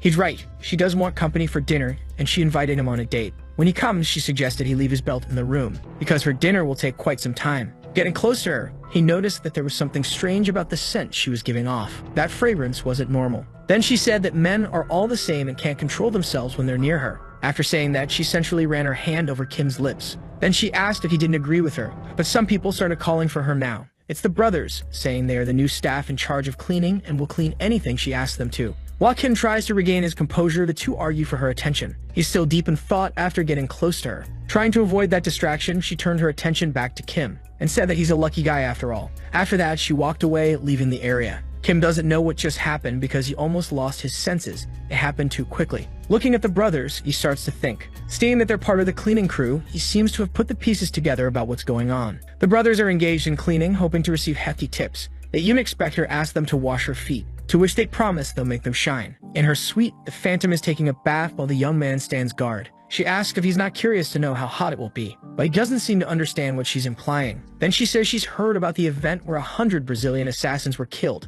and even the disciple Nathaniel is no longer alive. That's Peter's ability, the 70-year-old man at death's door, while his opponent was a disciple in his prime. Given that, she has her doubts if it was really him, and the young man says that getting into the ship isn't as easy as entering a hospital. The chance of him getting in there without being noticed is non-existent. Maybe someone is impersonating him, so the question is their motives and why they want to destroy the organization. And to get close to them, she has a very effective method. This made the young man thoughtful. The ghost wants to know if that person is bothering him somehow. It's amusing because she doesn't even know if it's a man or a woman, but she wants to know why it bothers him and if he's jealous of her. Sighing deeply, he chooses his words and says he's not jealous of her. The ship continues on its unknown route lively inside. Kim is dressed as a waiter, pushing a cart. At no moment does he forget his focus. He remembered a conversation he had with Simon, who said he was relieved. The person closest to the concept of family he has is Peter, and now he would be the first of them to die, the first to have a funeral portrait. Because of this, Simon asked Peter not to get hurt, because he's worried about the one closest to him. Then Peter tells his friend that he will not die. He will fulfill what he promised him and recommended that Simon drink less and stay healthy. If it's that promise, he didn't expect him to still remember it,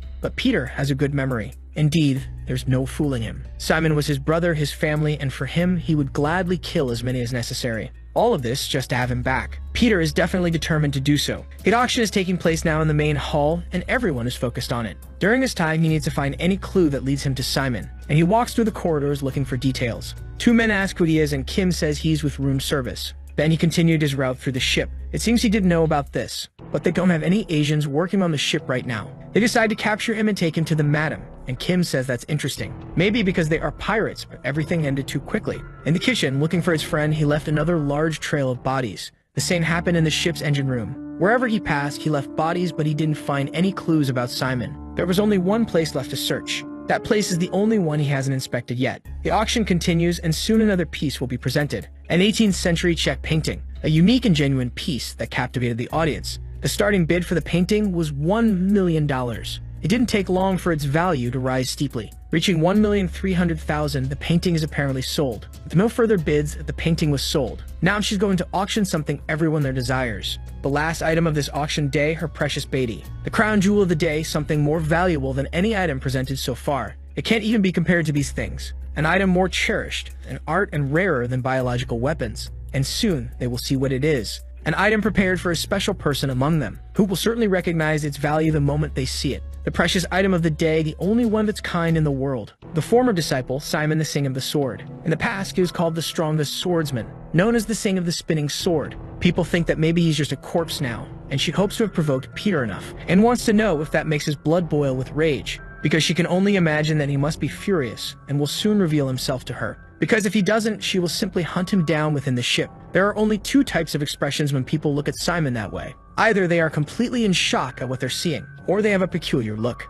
Even a young man who accompanies her is scanning the crowd, because among those faces there must be one that stands out. One that will be easy to spot because it stands out. The ghost found what she was looking for, the face of someone filled with hatred. With that, the ghost achieved what she wanted. The young man asks if she found him, and indeed she did, but there's something strange. After finding him, she lost sight of him. However, she's certain he's there among them. In the middle of the people, she saw his expression of hatred. Not only that, but she sensed a murderous aura. She even thought she might be wrong about it, but that shouldn't be the case. From now on, it doesn't matter anymore. She wants to see if he's capable of making it through all this. The presentation is over and the auction for Simon's dying body is about to begin. The starting bid is $10 million, and if Peter doesn't buy him, Simon will die right there. It's a delicate choice, and the lives of both of them are at stake. Peter knows that his friend has become bait to lure him out. Besides not having the money for the bid, if he participates in this, he'll draw too much attention. Not to mention that there are too many spectators for him to try to take Simon by force. The situation is utterly detestable. Peter doesn't know what he should do to save his friend's life. The Phantom says that a disciple's life used to be worth more than a weapon of mass destruction,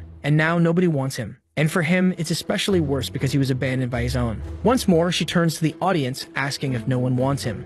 She even asked if they didn't want him because he was defective, missing an arm. If no one buys him, she'll throw him away. She'll count to 5 and then end his life right there. The countdown begins. Every second that passes feels like an eternity. Peter coldly thinks about what he should do. It seems there's no more hope for Simon. There's only 1 second left to prevent his death. In the middle of the crowd, someone places a bid of $20 million. It wasn't Peter who made this bid. It was the person who is supposedly his boss, the president of the Daha group. The offer is serious and he wishes to buy the disciple for that amount. Moreover, he will pay the amount in cash. This ended up complicating the Phantom's plans because she didn't expect this interference. Not to mention that he is very close to Glory's leader due to their weapons dealings. Seeing this, she seems to understand the situation. She asks if anyone else wants to place a bid, and Peter notices his boss's trembling hand. The Phantom did not like what happened. In the absence of other bids, he had won. She wants to know if he's hiding something from her now. Simon is bedridden and receiving care. He asks if this is the person Peter was looking for. Indeed, it is him, and Peter is worried about the president's safety, but he says he's always been involved with Glory.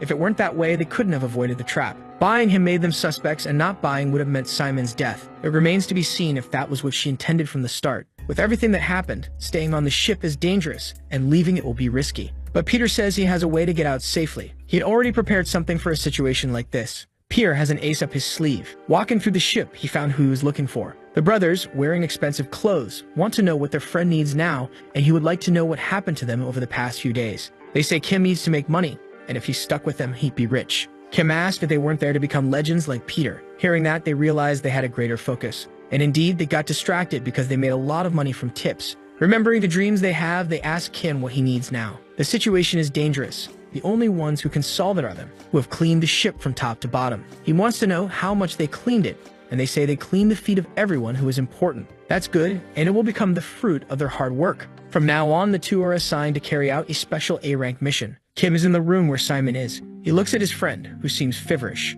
This is not the situation in which he wanted to meet him. He looks at Simon, and they're in another place. It felt good to wear a uniform and bring a meal prepared by their mothers. And it was great to be able to go to school with that group. Thoughts like these are ridiculous, says Peter. They can't go to school, and Simon said it would be hard to hold a pen with blood-stained hands. Maybe he's feeling melancholic because it's autumn and Peter tells him to make one, which Simon doesn't understand. A school built by them where the poor and orphans could be welcomed. They would build the first exclusive school for people like that. He should go to that school and study there. As for Peter, he'll cover all the operational costs and wants to know what Simon thinks. His eyes lit up before giving his response, but he ended by saying that he hated the idea Peter wants to know what he didn't like about it. Simon said that he would buy his own books. He remembers the conversation they had as he looks at his bedridden brother. All she wishes for now is that he wakes up. Simon had promised that they would go to school. Outside, the president listens to Peter's words to his brother. In another room, the ghost is absolutely furious. That bastard Choi ruined her entire plan, and she always hated him. Enraged, she throws some sculptures on the floor. She screams that he shouldn't have meddled in her plans.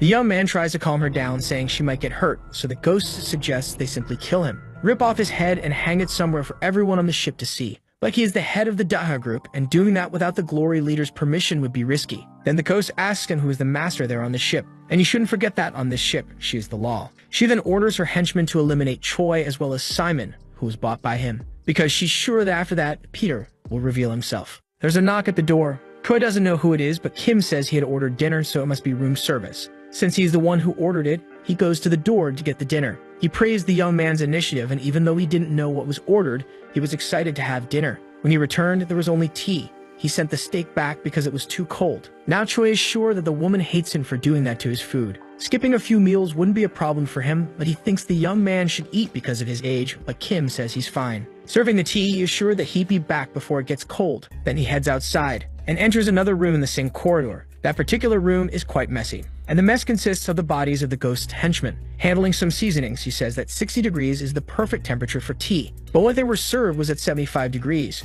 which means they failed to be good hosts. One of the henchmen didn't understand anything, but said they were more than 20 and all armed, and that the bodyguard is armed with just 2 salt shakers. But Peter says they clearly understand nothing, and now he's going to show them just how terrifying those objects can be. So the video ends here. If you don't want to miss the next part, activate the notification bell, and see you next time on Tob's channel.